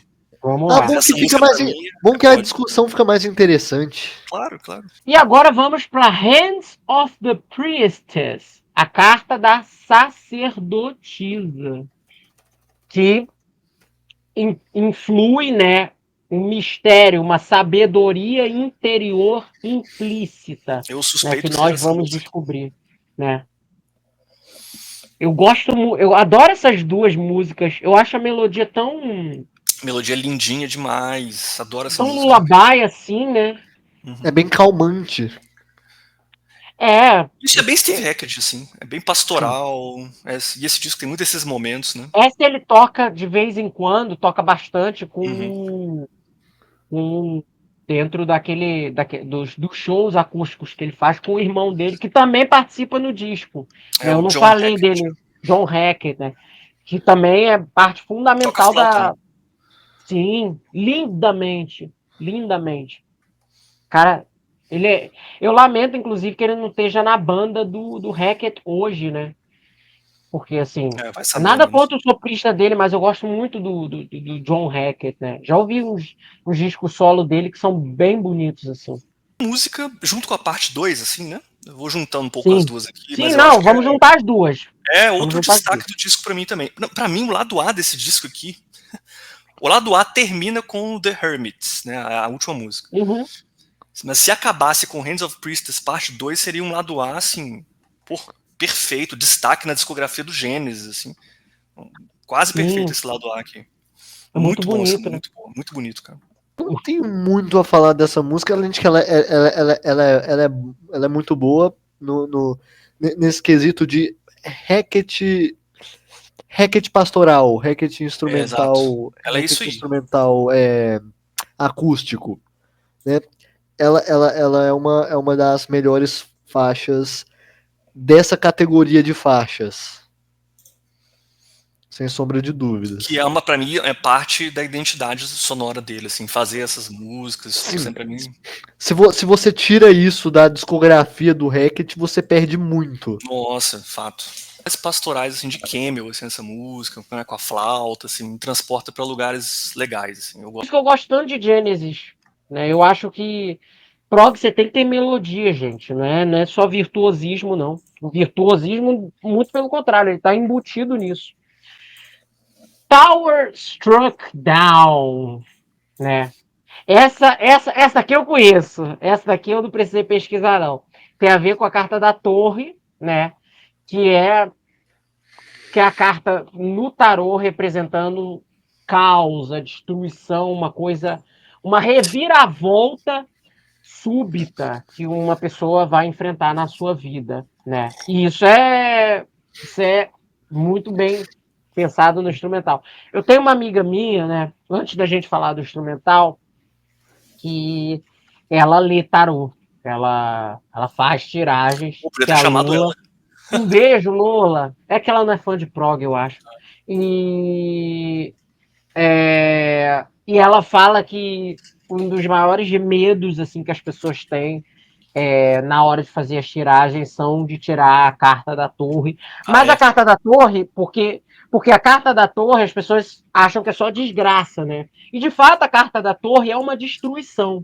Mas a carta da torre, ela pode representar um momento de quebra brusca de uma coisa que você está vivendo na sua vida e o recomeço de outra, né? Embora a carta da torre, pelo que eu pesquisei, ela tenha um significado de um recomeço difícil de algo, né? Então ela pode ter também esse significado, porque você vai entrar numa área da tua vida ou numa área que você está recomeçando algo novo que você não está acostumado, então aquilo vai ser difícil, foi uma ruptura muito brusca. Então pode ter também esse significado. Mas as pessoas geralmente levam carta da torre desgraça, carta da torre desgraça.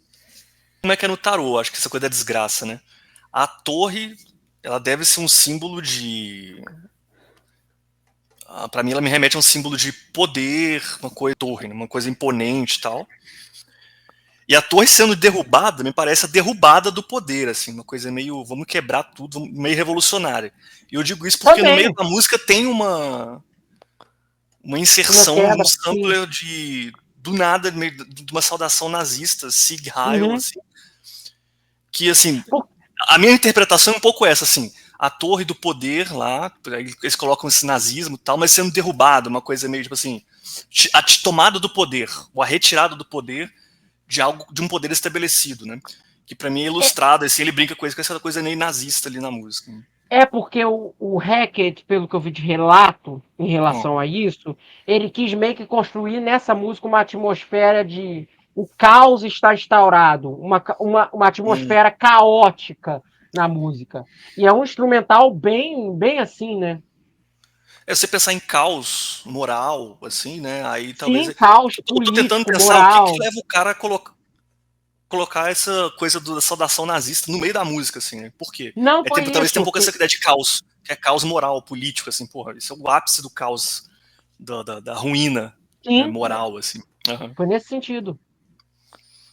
Mas a música em si também é outro destaque absoluto pra mim. E eu amo ela. Altamente errática, estilo Ace of Wands também, dando tiro pra todo lado, muita informação, meio TikTok, assim, muita coisa acontecendo, jogando na sua cara, mas com muitas sessões marcantes.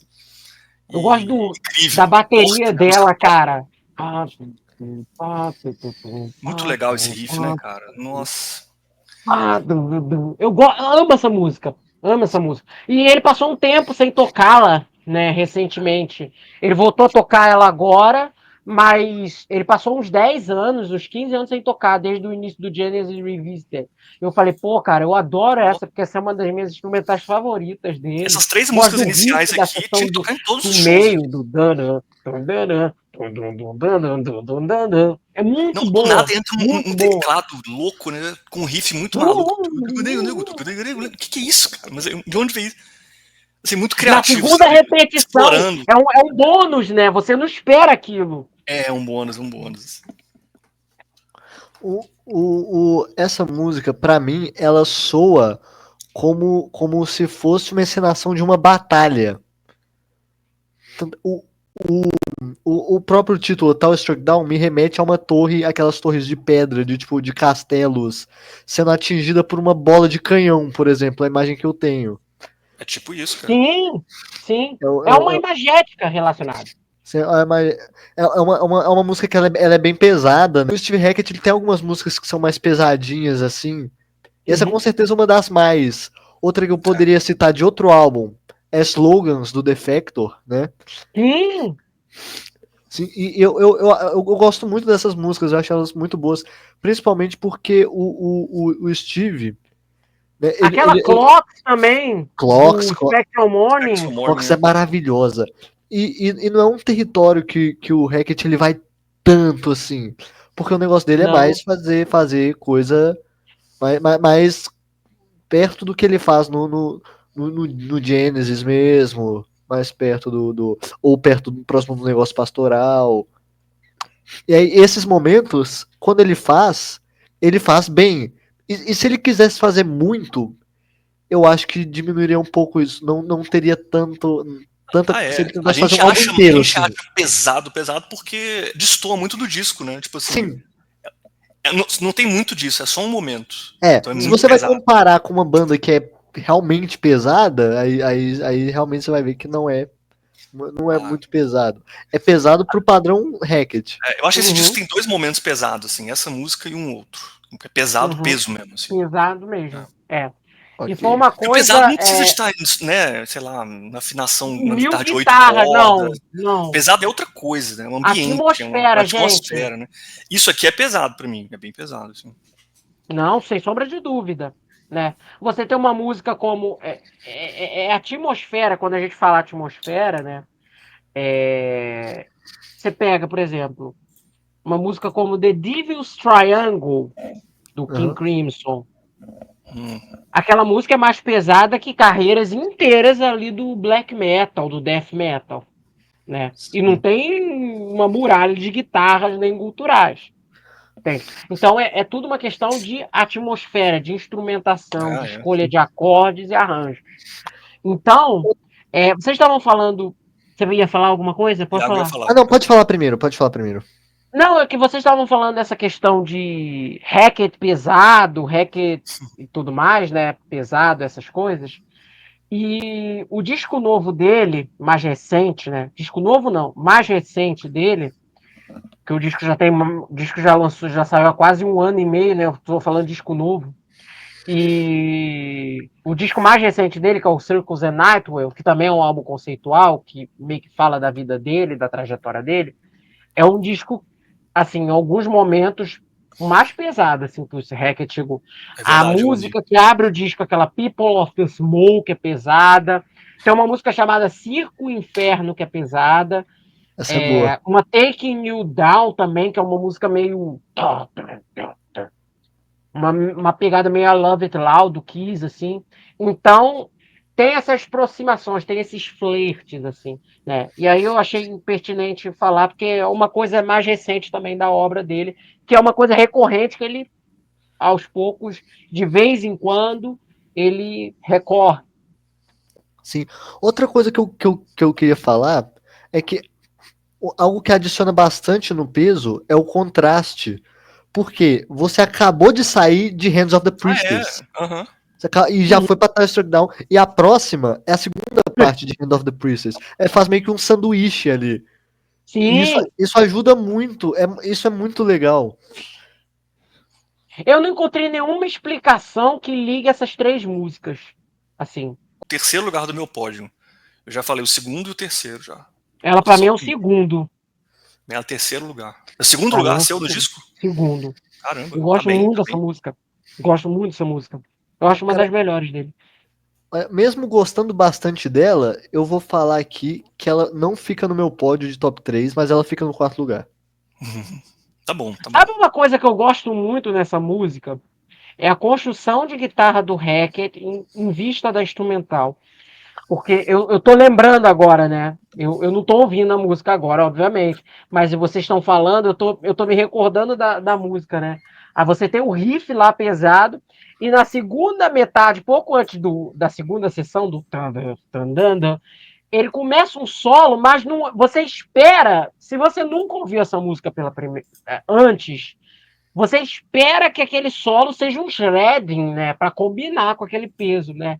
Aí ele começa um tanto do.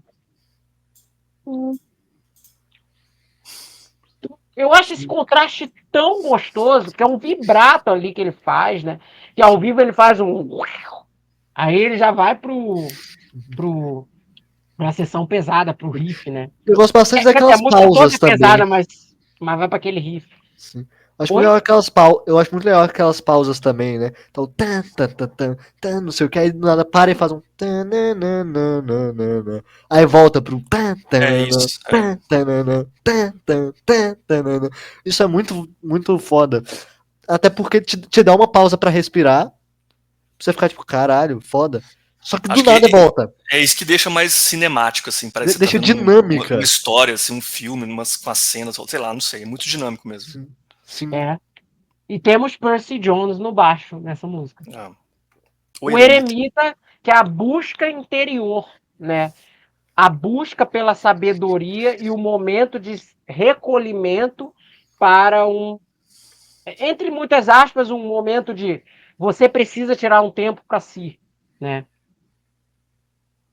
O que total significa muito para a letra, né? O Hackett ele fala que boa parte de umas ideias líricas dessa música foi já era a música eram algumas das ideias líricas mais antigas que ele tinha, que já eram de um período de uma banda prévia do Genesis que ele tocou, inclusive com o John, que era o Quiet World, né, que ele já tinha desenvolvido na época. Ele não finalizou a música, e ele finalizou aqui pro Voyage of the Alcolite, né? E eu gosto muito do vocal dele nessa música. Eu gosto do vocal etéreo assim dele. Essa música, Embora pra mim. eu tenha... Pode falar, Cleo. Pode falar. Não, pode falar, pode falar. Pra mim, essa é a minha música menos favorita do disco, facilmente, e eu não Que gosto do vocal isso? dele nessa música, cara. Ah, é um Acho o vocal vocal. meio. Nossa, acho o Um vocal tão vocal sem sal, assim, tipo. Andy E Lattner, né? instrumentalmente também eu acho a música com um pouco a dizer, né? Não tô falando de letra, tô falando instrumentalmente, não me diz nada, assim, não tem nada muito que interessante. A música que eu menos lembro quando eu ouço o disco é a música que menos vai ficar na minha cabeça, sem dúvida nenhuma, assim. Ela é a que impede pra mim o lado A desse disco ser perfeito. Não tivesse essa música, o lado A seria a Sim. perfeição absoluta, assim. Cara, Ela é eu vou mais falar um lenta, né? bagulho. Mais sorumbática. Sorumbática, Eu vou falar um pouco bagulho. interessante. Eu tinha esquecido como é que ela era. Você deu um play aí. Agora eu dei um play nela pra ouvir. Aí você viu o quão ruim ela era. Simultaneamente. Não, ela é boa, eu gosto dela. Eu Ah, ouvi, você aí eu lembrou. lembrei, e eu gosto dela. Eu gosto dessa música. Assim, eu acho que combina o vocal do Hackett nessa. Tipo, do jeito que você falou, eu tava imaginando uma coisa bem. Uma coisa meio Combinar é uma etérea, coisa, né? eu não acho. Não vou falar nem que é ruim, cara, mas assim, é um vocal Assim, Vocal, é um vocal sem sal. feito por quem não é normal. vocalista. Quem não é Tudo bem que. vocalista. Eu acho que dava pra Entende? colocar alguma outra pessoa pra É o cantar caso dele. também. Não precisa, mas Eu acho dava. que a minha sensação de que o vocal não é bom o suficiente é porque a música, eu não acho a música boa o suficiente também. Então isso pra mim diminui um pouco a minha sensação afetiva Não, ali com a assim, música. eu não vou falar Mas que é se uma você música tivesse um vocal um pouquinho mais fortíssima, né? apurado, sim, mas se Talvez, você, talvez melhorasse, né? talvez, né? Mas é aquilo, né? Mas a melodia do vocal Se fosse outra pessoa cantando muito, mas aquela melodia, a melodia também é meio desinteressante, eu É. acho, assim, sei lá. Anana, ananana, ananana, nananana. Eu acho muito, sei lá, Eu vou falar um negócio. música de Ela ninar, pode assim. ficar interessante se ele tocar ela ao vivo com o Ned Silvian. Pode, Talvez. Sim. pode. É uma É o música que que vai acontecer. ele tocou essa música ao vivo já, vocês sabem? Eu não tenho registro disso. Eu acho que Eu não. vou pesquisar aqui agora. Até fiquei curioso pra ver ao vivo, pra dar uma nova chance, assim. O que ele faria com essa música, sabe? Momento aqui que a gente vai pra Ca- pausa do vídeo. Acabou de aparecer pra mim um vídeo dele tocando ela ao vivo em 2011. Olha só. Sério? Assim, Aham. o Ned, né? Só ele cantando, né? É, Deixa eu ver. Setlist de 2011. Vou ver a última vez que ele tocou ela. Pera aí. Ah, tem ele que eu- tocando acústico aqui, né? Realmente, 2011. posso até pôr o link Isso. do vídeo no chat aqui. Pera aí. Nossa. Deixa eu ver aqui. Último lugar do disco, assim, Porque disparado. Star of Sirius, ele tocou em Esse eu quero ver ao 2015, vivo depois 2016. também. Não, acho Inclusive que foi a única vez, né? São as mais raras, assim, que ele não toca. viraram o disco aqui pro lado bem. Viraremos. Agora é Star of Star of Sirius. Sirius. Temos a participação do grandíssimo Phil nos vocais. Maravilhoso, cara. Adoro essa música. Que é uma música que, assim, top 3 pra mim. Lamento que ela não seja mais tocada ao vivo. Vi aqui, ela só foi tocada ao vivo na turnê de 78, na turnê dos 79 em alguns shows do Spectral Mornings, e depois disso só na turnê de 2015. Nunca mais. Na turnê de 78 e 79, quem é que cantava ela, será? Ele tinha um cantor. Era uma banda que ele tinha. Era um Sim. rapaz, era um cara de óculos, assim. É, Sim. que Meio tem, terninho, assim, é franzino. daquela Eu não vou turnê lembrar o nome dele. que tem aquele vídeo dele no Montreux Jazz Festival? Sim, é a mesma banda. Não é aquela turnê. Aquela turnê já é Não, do turnê do sim, sim. Defecto. Mas é a Sim, mesma sim. banda. Então, o mesmo vocalista, né? Tem uma versão, então, muito boa do DVD dele de 2015, né? Uma versão boa Do Total Experience. YouTube, Uhum. né? Que essa turnê eu achei legal, né? Foi a turnê de 2015 que ele compilou tudo Ela tinha um setlist balanceado. Pra mim, assim como o setlist balanceado. do Hackett devia ser. Poderia ser mais, né? Sim, sim. Sim. 24 músicas, ele deu mais moral para músicas para músicas mais da carreira solo dele, e as músicas do Genesis daquela turnê não eram músicas batidas, né? Uhum. Ele tocou pela primeira vez na vida, ele tinha tocado Cinema Show naquela turnê, né? E tem algumas da carreira solo dele que ele toca nessa turnê que não são tão óbvias, né? Tem, além da própria Star of Sirius, tem, por exemplo, o Icarus Ascending. Tem, que são faixas que a gente não vê muito, mas que são lindas e que com certeza deveriam ser tocadas mais vezes.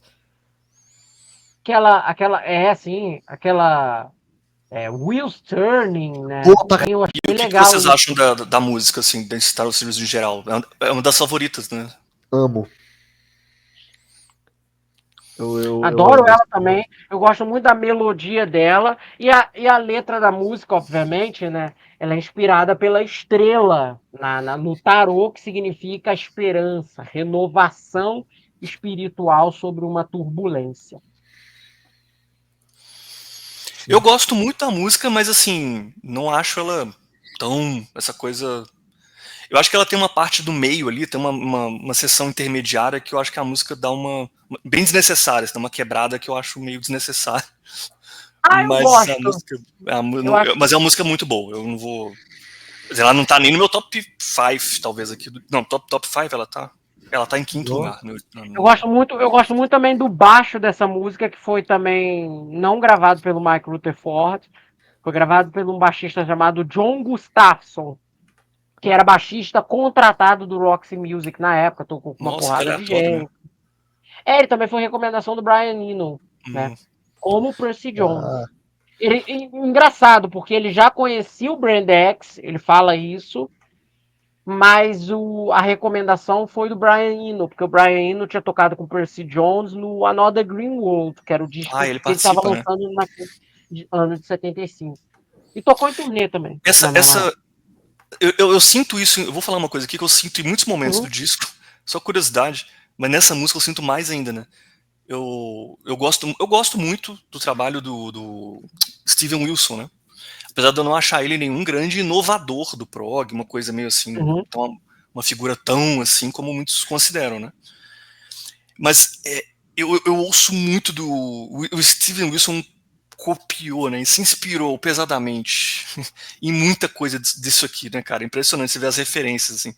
Star of Sirius, essa música poderia quase a música do Raven That Refused to Sing, que é o de 2013, do Steven Wilson, assim, sabe? Ele se inspirou muito aqui. Nossa! Muita coisa do Steven Wilson tá aqui, cara, nesse disco. É uma assim, coisa meio ele devia estar ouvindo muito né? isso, não sei. Hã? Uma coisa meio trance, né? Ecoa, né? Pô, preciso ouvir mais. A única coisa do Porcupine Tree que eu ouvi foi o Fear of a Blank Planet. Não, escuta os discos solo dele, do Steven Wilson, né? Acho que você vai gostar mais. Assim. Escuta os discos do Porcupine Tree, do Light Bulb Sun em diante. Ah, não, eu ouvi aquele single que ele tinha lançado pro álbum mais recente dele também. Não, single de 20 minutos, né? Não, era uma musiquinha normal que ele tinha lançado. Ah, não, então o Steve Wilson, ele se inspira em muita coisa do próprio. Pra mim, o Steve Wilson é tipo um grande compiladão da história do rock progressivo. Ele faz as sínteses do rock progressivo dele, assim. E isso aqui tá muito lá no Steven Wilson, assim. Acho que dá pra ouvir muita coisa. Dúvida. Nossa, agora que você falou, eu reconheço um pouco dessa influência, assim, né? Eu gosto muito dessa música, assim, pra mim é a minha terceira favorita. Acho ela muito boa. Lamento que ela não esteja tanto no setlist, né? Espero que agora em 2026 volte. The Lovers. Sétima música. Peça solo lá do Steve Hackett também. Ok. Muito bonita. Honesto. Sim, tipo, boa música. Ela é aquele negócio. Ela é uma instrumental agradável. Mas não tem muita coisa pra falar sobre ela. Mas curtinho, né? Acho que é tamanho de boa. Ela funciona meio que como uma versão um pouco mais broxante de Horizons. Ela é meio Horizons, assim. Que leva pra Supper's Ready. É porque Horizons é uma música que o Hackett toca sozinha e ela funciona sozinha, né? Tipo, agora The Lovers é uma faixa que ela é mais pra servir como uma transição dentro do contexto do álbum, né? Pra mim, o lado B desse disco aqui, ele vem com Stars of Sirius, The Lovers, né? Aí, pra mim, ele dá uma caída em relação ao que eu vi no lado A, que é uma perfeição, assim. Só que aí o lado B guardou o que talvez seja a grande obra-prima do disco. E da carreira dele, né? Que é uma música que simplesmente, eu também falei, Steve Wilson se inspirou muito nisso aqui, Shadow of the Hierophant, e é uma música que eu acho que ela popularizou, cara, uma forma de se fazer rock progressivo de um jeito. Muita banda tentou fazer uma Shadow of the Hierophant depois. Assim, com certeza. Isso foi muito influente, cara. Mas enfim, vamos lá. Shadow of the Hierophant. A gente vai falar. E The Lovers só pra fechar. The Lovers, The Lovers pra mim não tem muito o que dizer. Porque né? The Lovers entra na mesma categoria pra mim dos discos de violão dele. Tipo isso. Aquilo. É um violão bem tocado, perfeito, como tudo que ele faz na vida. Muito bem. Melodias bonitas, só. Assim, não tem. Não é memorável. Para analisar um disco solo de violão dele, por isso que eu falo que é música para músico. Porque a pessoa que não é, que é um resenhista ou um analista geral de música, como é o meu caso, a pessoa ela não vai enxergar muita coisa de especial naquilo ali se ela não for uma violonista ou uma guitarrista. Aí o cara vai falar assim, pô, não, mas no segundo 57 ele fez uma inversão, não sei o quê. E isso aí, só uma pessoa com muito bojo como músico vai saber, entende? Então por isso que eu falo, música para músico. Esses discos aí, geralmente quem compra são fãs do Steve Hackett que são guitarristas, violonistas e etc, que acompanham ele. E é o caso de The Lovers, assim. Eu só ia falar que essa música representa a carta dos enamorados apaixonados, que significa a união, a escolha entre uma dualidade de almas, né? Entre você e alguém, ou entre você e algo que você gosta, né? Na sua vida. E aí, vamos agora, sem mais delongas, Shadow of the Hierophant. Fala o que vocês acham dessa música. Eu já tá? falei uma parte aí. Vamos lá. Eu não tenho nem muito o que dizer, porque pra mim... Eu não tenho muito o que dizer, né? Ele fala 10 minutos sobre. Shadow of the Hierophant. É aquela coisa. Eu acho que se você for fazer um concurso, qual que é a melhor música do Steve Hackett? concurso Ela fica. Ela é uma das, se não a concorrente mais forte. Porque Ah, não, sem sombra de dúvida.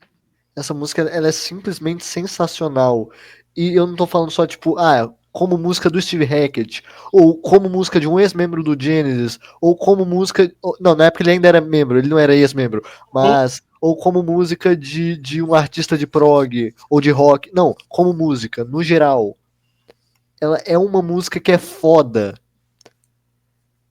Essa música é incrível, ela é linda, maravilhosa, perfeita. Uma coisa que a gente tem que falar, né?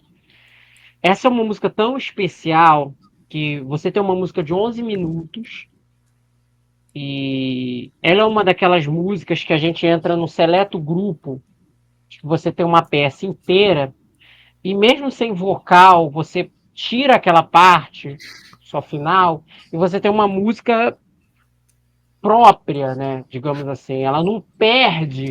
E o Hackett, ele faz isso. O Hackett, ele durante muitos anos ele não tocava essa peça porque a música ela exige um vocal feminino, né? Se Sim. você E não for é qualquer vocal feminino, né? É um tipo específico de vocal feminino. específico, bem soprano, se Sim. você um cantor de uma voz aguda até pode tentar, mas ainda assim é muito difícil. E você precisa de um canto feminino e você não tinha, né, isso tanto na banda dele. Recentemente, a Ih, gente, hoje eu tô horrível de memória. Você não sei nem como eu fiz esse episódio. Que isso? Mas no dia que você tá bom, Cunhada, né, de a memória. cunhada dele, a Amanda não sei o que, Amanda Amanda Lima, Lehman? que é, Lehman. que é irmã da Joe, que é mulher dele. Ela começou a tocar com o Hackett em 2009, É. 2010, né? E aí ao vivo Ela ela é canta a ela. atual esposa dele e ela algumas turnês ela faz inteira, outras ela faz pontas, participações. E o Hackett passou a cantar essa música de maneira muito mais presente com ela, né? Então Tocar ela você inteira, né? Ao invés de só praticamente a sessão instrumental. é, praticamente todas as sessões, todas as performances inteiras de Shadow of the Hierophant que você ouve são com a Amanda Lima nos vocais mais recentes, né? Então é essa versão que você conheceu, né?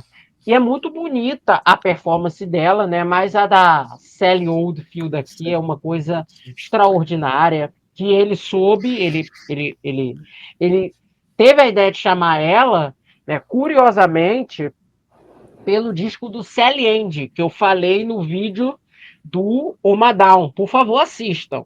Jabá, né? Tá. No vídeo que a gente fez aqui do canal do Omadown, né? Eu falei do início da carreira dele, que ele tinha uma dupla, que era o Sally End, que era uma dupla dele da irmã de 1969, 70. Eles lançaram um disco, que é um disco de música folk, basicamente, e a irmã cantando. E o Hackett, ele teve um dia na casa dele, etc., que ele estava procurando vocalistas, procurando cantos, porque ele já tinha.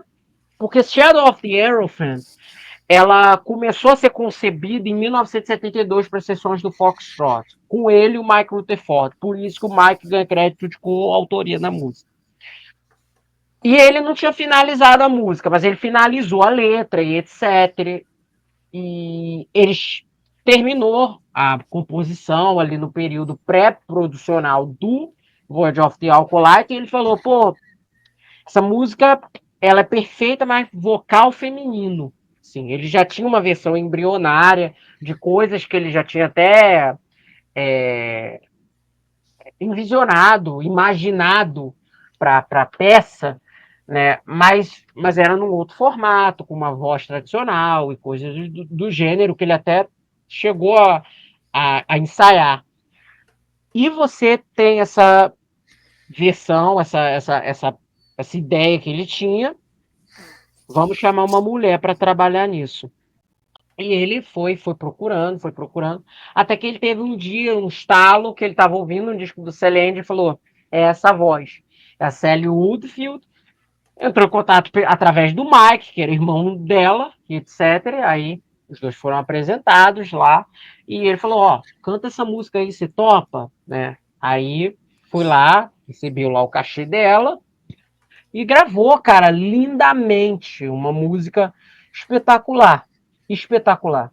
Já que A você tocou performance dela é nisso, muito bonita, é uma beleza sutil, não é uma beleza lírica, exacerbada, né? isso é algo que eu ia falar, que tipo, eu conheci a música pela versão ao vivo, né?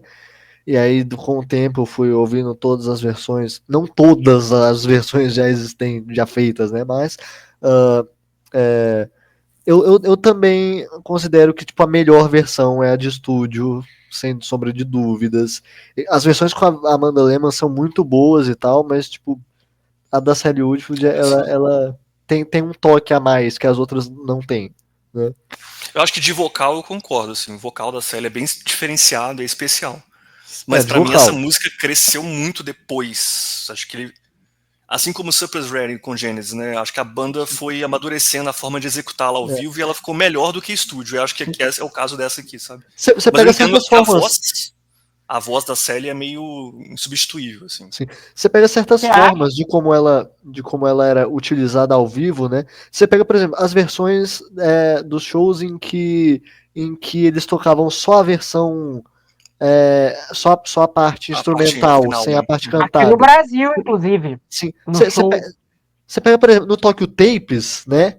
Ela vem depois, logo depois de Los Endos. Não, logo antes de Los Endos. Né? Tem ela. E aí ela dá segmento para um solo de bateria, e esse solo de bateria dá segmento para Los Endos, né, no Tokyo Tapes. E aí essa parte final virava um negócio que era uma sessão de meio jam do show, né? Deles ficarem construindo em cima desse ritmo, né? Tan, tan, tan, tan, tan, tan, da banda ficar lá doidando. É maravilhoso isso. E eles tocaram, inclusive, nesse formato, só a sessão instrumental, que assim que eles tocam quando a Amanda não tá, é aqui no Brasil. Agora na passagem do Genetics, que inclusive quando eles anunciaram essa Sim. turnê, né? É aquilo, né? Eu como fã, a gente já matuta o setlist, pô, o que eles vão tocar, não sei o quê, né? Porque a gente sabia que ia ser o Seconds Out inteiro, mas vai ter uns extras. E eu nunca imaginaria na minha vida que ele tocaria Shadow of the Aerophant. E tocou. Sim. Foi lindo. Aquele Infelizmente solo eu não final, vi isso, a né? sessão final foi linda. É. Mas tem no YouTube o show inteiro, na Tem. noite anterior. Mas não é a mesma coisa, né? Que lá, É. loco. Eu não vi pra não ficar com vontade. Eu gosto muito daquela transição calma do início da parte final, né? Que Sim. aquilo ali dá uma. Ela segura o ar, assim, de quem tá ouvindo a música para um crescendo. A É construção desse muito final bonito. Tem é coisa inclusive uma, genial, assim. existe inclusive uma versão estendida dela em que a sessão Ah, final é. dura pra caralho. Nossa, teve É. uma vez que eu tava no carro, tipo, com. E aí tocou ela. E eu fiquei tipo, mas eu não lembrava dessa parte ser tão grande, né? Essa porra não vai Esses acabar, ao não? vivo todos que saíram recentemente dele, né? Tem ela, né? Minto, todos não, mas tem um recente aí que agora saiu da turnê do Foxtrot at 50 ou qualquer Aham. coisa que o valha. Project 50 plus Hackett É, Highlights. que eles tocam ela e é uma versão final estendida, assim. E é É. muito bonito, claro.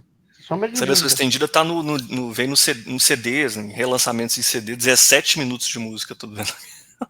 Tem no Spotify, né? Nossa. É. Assim, essa música, não só essa música, mas agora a gente tá chegando no final do disco, né? Hum. Esse disco e essa música em especial, pra mim, mostra claramente o que teve que sair ou mudar no Gênesis pro Gênesis mudar o som da banda. Isso aqui que o Gênesis perdeu. É. É esse tipo de som de aventura, de tino Eu pro acho- prog, entendeu? Que o Genesis Pois é. perdeu um bocado, assim, né? Não foi Peter Gabriel, a saída do Peter Gabriel que Eu acho, sim, foi sem o grande sombra de dúvida. diferencial, né? Mas foi a saída do Steve Hackett, né, cara? E esse disco, né, é importante a gente falar isso, né, que a gente está falando do que é do que resultou nesse álbum, né, do que esse disco trouxe para o futuro, né. Esse álbum depois dele, né, o A Trick of the Tail, quando eles começaram A Trick of the Tail, esse disco já estava finalizado. Então, não foi as sessões foram concomitantes e o material que o Hackett porventura fizesse para o Trick of the Tail, ele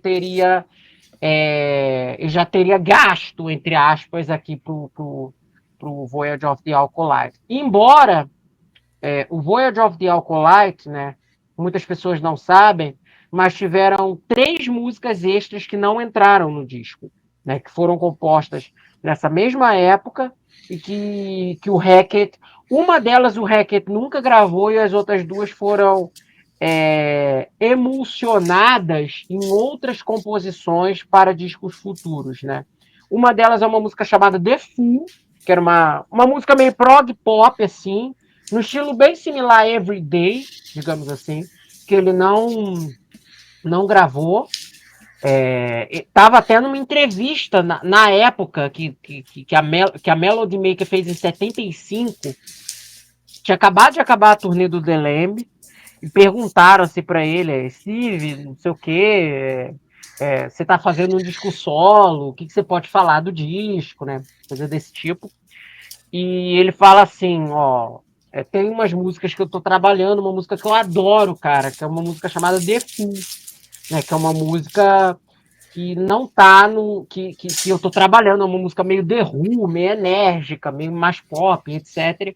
E essa música acabou não parando no disco, né? Mas ela virou Então, alguma outra música depois, você sabe? não, ela ele nunca gravou, e as 2 eram uma música chamada Seven of the Cups, que foi amalgada a The Virgin and the Gypsy, do Spectral Mornings, depois, Ok. e uma composição chamada, que estava em fase embrionária, né, chamada The House of the Four Winds, que é uma música que era uma música meio acústica e etc., muito na pegada de The Lovers, né, mas com letra e tudo mais, com partes efetivamente já mais desenvolvidas. E essa música, ele reescreveu as letras, mas parte da melodia foi mantida em 2 músicas no Wind and Watery. Embora ele tenha colocado música, embora ele tenha adicionado músicas e etc., mas originou-se disso. Que foram a seção intermediária de 11th Row of Ma, que é a sessão do meio, aquela pausa acústica. Então por isso que ele é acreditado nessa Aquela música. parte é do Hackett. É a Tem única crédito parte que dele ele lá. compôs da música, né? Ela é aquele riff do tan, dan, tan, mas essa parte é só um instrumental. Porque o resto é basicamente o Mike Rutherford, né? Com o Tony lá na Inc. E a sessão da abertura do medley final do disco, que é Unquiet Slumbers for the Sleepers, né? Porque ali reprisa os leitmotifs de várias músicas do disco. Então aí Inclusive ele de Eleventh, né? Uhum. E aí ele reutilizou lá, né? Então tiveram essas músicas, esses outtakes, entre aspas, das sessões, né? Que essas 2 a gente ouviu de alguma forma gravada, já a The Fool tá aí, né? Ele até perguntam, porque essa história da The Fool ficou muito conhecida, né? Aí pergunta, eu falo, não, foi uma música lá que eu compus, mas tirei do disco porque não combinava, né? E o Hierofante, né, gente? No tarô, só para finalizar, é a figura de imponência, né? Entre aspas, a figura espiritual de maior guia, pelo que eu pesquisei, Sabedoria de sábio, né? Assim. dentro do tarô. E é isso, né? E é aquilo, né? O disco ele teve um baita, um ótimo, uma ótima repercussão, chegou no top 20 inglês. E a gente pode dizer que o Voyage of the Acolyte foi o caminho pavimentado para a saída do Steve Hackett no Genesis. Por quê? Ele fez o disco, depois disso, o A Trick of the Tail ele relevou porque ele não tinha muito material para acrescentar. Ele só contribuiu para aquele disco composicionalmente em Entangle e Los Endos. Aham. E o disco tem 8 músicas, um outtake, né, que é It's Yourself, e ele só contribuiu com 2, né. Dance on a Volcano ele recebe o crédito porque era basicamente uma composição dos 3 do trio, mas eles falaram, ó, vamos acreditar todo mundo, né, porque a parte final o Hackett deu uns pitacos de arranjo, né, então ele recebeu o crédito. Mas pro A Trick of the Tail não, mas pro Wind and Wuthering, depois do Voyage of the Acolyte lançado, com a boa repercussão que teve, ele se sentiu encorajado e ele fala isso. Olha, eu até então eu me senti até acanhado dentro da banda, porque nós tínhamos muitos compositores. E o Voyage of the Acolyte deu muita confiança para ele. Ele se sentiu maior ímpeto em ter um afinco em propor que as suas músicas entrassem nos discos finais. E foi o motivo pelo qual saiu da banda. No Wind and Wuthering, que foi o disco onde ele tinha muito material já, porque já passou um tempo, né? Foi um ano, ele foi compondo coisa, e não entrou no disco as músicas que... ideias e músicas que ele já tinha composto, né? 2 a mais, né? Inside and Out foi relegada para o EP, para o Spot the Pigeon, que é uma composição primariamente dele. E Please Don't Touch, no último minuto, eles vão lá, me tiram e botam What Gorilla. Sim. Aquilo ali, ele fala, quando eles fizeram isso, aquilo ali foi o momento em que eles assinaram a minha saída da banda. E ele já tinha um nome, então, ó. Mas o Gênesis chegou a, não sei se gravar, mas tocar talvez, né? Mas chegou a gravar Please Don't Touch? Os músicos do Gênesis? Sim, mas não era uma versão. Não a que foi final, pra não. disco dele, né? Tá. Eles chegaram a tocar. Tocar eu imagino, né? Mas gravar, acho que não, né? Tem uma fala, eu acho. Não. Tem uma fala, eu acho que é do Tony Banks, que ele falou: se a versão de Please Don't Touch que o Hackett me apresentou fosse a versão que tá no álbum, ela teria entrado, ou alguma coisa assim. Mas, tipo, quão diferente será que realmente é? Ele refuta a ideia da saída do Hackett ocasionada por falta de espaço. Ele fala, pô, eu acho estranho isso, porque o Wind and Wuthering tem muito dele. E de fato tem, mais comparado ao A Trick of the Tail, mas o Tony Banks ele é acreditado em todas as músicas do disco, menos Your Own Special Way. Eu acho esse o disco mais Tony Banks de todos, é mais Tony Banks. Tem muito dele ali, né? Então para ele, pô, o que é isso, né? O que significa? É que ele tem esse bagulho de, por exemplo, tem aquela história de que na turnê do The Last Domino, né? Tipo, eles ensaiaram algumas músicas e tal, né? Eles chegaram a ensaiar The Musical Box e o Tony Banks chegou pro Nick Collins e falou que ele tava tocando The Musical Box de um jeito muito prog e era pra ele tocar de um jeito menos prog. É que ele não gostava daqueles drum fills da última sessão. Ele gostava como o Chester tocava, que era só assim. O Nick Collins toca igual o Phil Collins toca. Ele é Phil Collins. Porque a música, porque ele ouviu a gravação original. Né? Ele não ficou ouvindo as versões do Chester Thompson. Ele deve ter pegado o Nursery Crime e ouviu como o Phil tocou. Né? Então, assim, né? É porque o Tony Banks, ele é um cara que ele é chato. Não diria que ele é chato. Ele é um cara que ele é um cara muito simplesão, assim. Ele acha que as coisas todas são resolvidas da forma simples e às vezes não é. Você tem sentimentos, é banda. Principalmente no mas prog. No fim das contas, principalmente no prog. E no fim das contas, o Voyage ele teve esse legado, né?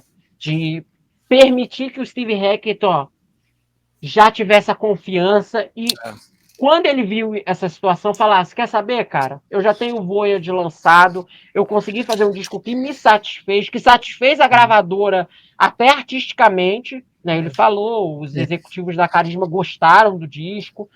Então, quer saber, cara? Eu vou pegar meu chapéu e vou tocar minha carreira sozinho. E Mas fez o material muito tem, bem. né? Então, Material eles tinham, sobra. sim. Fez lá o Please Don't Touch, foi lá para os Estados Unidos, aí Spectral Mondes e por aí vai. E fez a carreira excepcional que ele tem hoje, que é aquilo. Vamos repetir. Ele não precisa se escorar no Genesis para ser o Steve Hackett. Ele é o Steve Hackett, sendo o Steve Hackett com o repertório dele. Né? E eu espero que agora, futuramente, na turnê de 2026, tenhamos mais disso com o Voyage inteiro.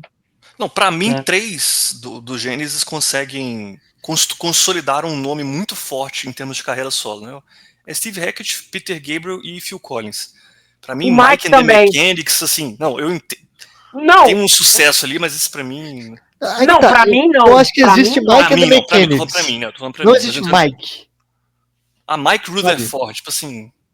É, É porque ele não sabe compor sozinho, ele fala isso, né? O É. Mike Rutherford ele tem que ter parceiro. Mas aí é outra discussão, a gente pode fazer É. isso num outro momento, É. lá, uma tier Você pega- list dos Mas você membros ter uma banda com uma carreira de 4 membros que vingou de uma maneira absurda, porque o Steve ele tem sucesso no nicho dele, e o Peter, o Phil e o Mike de menor teve. grau, Mas mas teve algum, tem né? sucesso mainstream, as pessoas É, conhecem ele. mercadológico, né? Mercadológico. Você ter uma banda com essas 4 carreiras solo de integrantes, cara, é algo que eu acho que nem os Beatles conseguiram. Porque você tem a carreira do George Harrison, você tem a do Paul McCartney, você tem a do John Lennon, a do Ringo Starr. Não Mas é. é sacanagem, porque aí o Beatles só tem 4 pessoas, pô, é difícil comparar. Pô. Ah, mas O em Genesis tem mais. comparação, mas em proporção, né? Mas é meio comparável nesse sentido, né? A carreira solo de todo mundo Sim, engrenou bem, assim, a galera é muito engrenou talentosa, bem né, cara? Todo mundo talentoso demais. Então, todo mundo, né? é E isso. é isso. Falamos sobre Voyage of the Alcoolite. Digam aí nos comentários o que vocês acham do disco, se vocês concordam com a gente, discordam. Enfim, muito obrigado aos meus fiéis e inseparáveis companheiros aqui, Ramon Os fiéis Cardinale, Iago. acólitos. Até o próximo vídeo. Contamos com a participação, com a presença, com a visualização de vocês. Comentem, galera. Comentem que ajuda bastante. Comentem, por favor. Tchau, tchau. Valeu. tchau.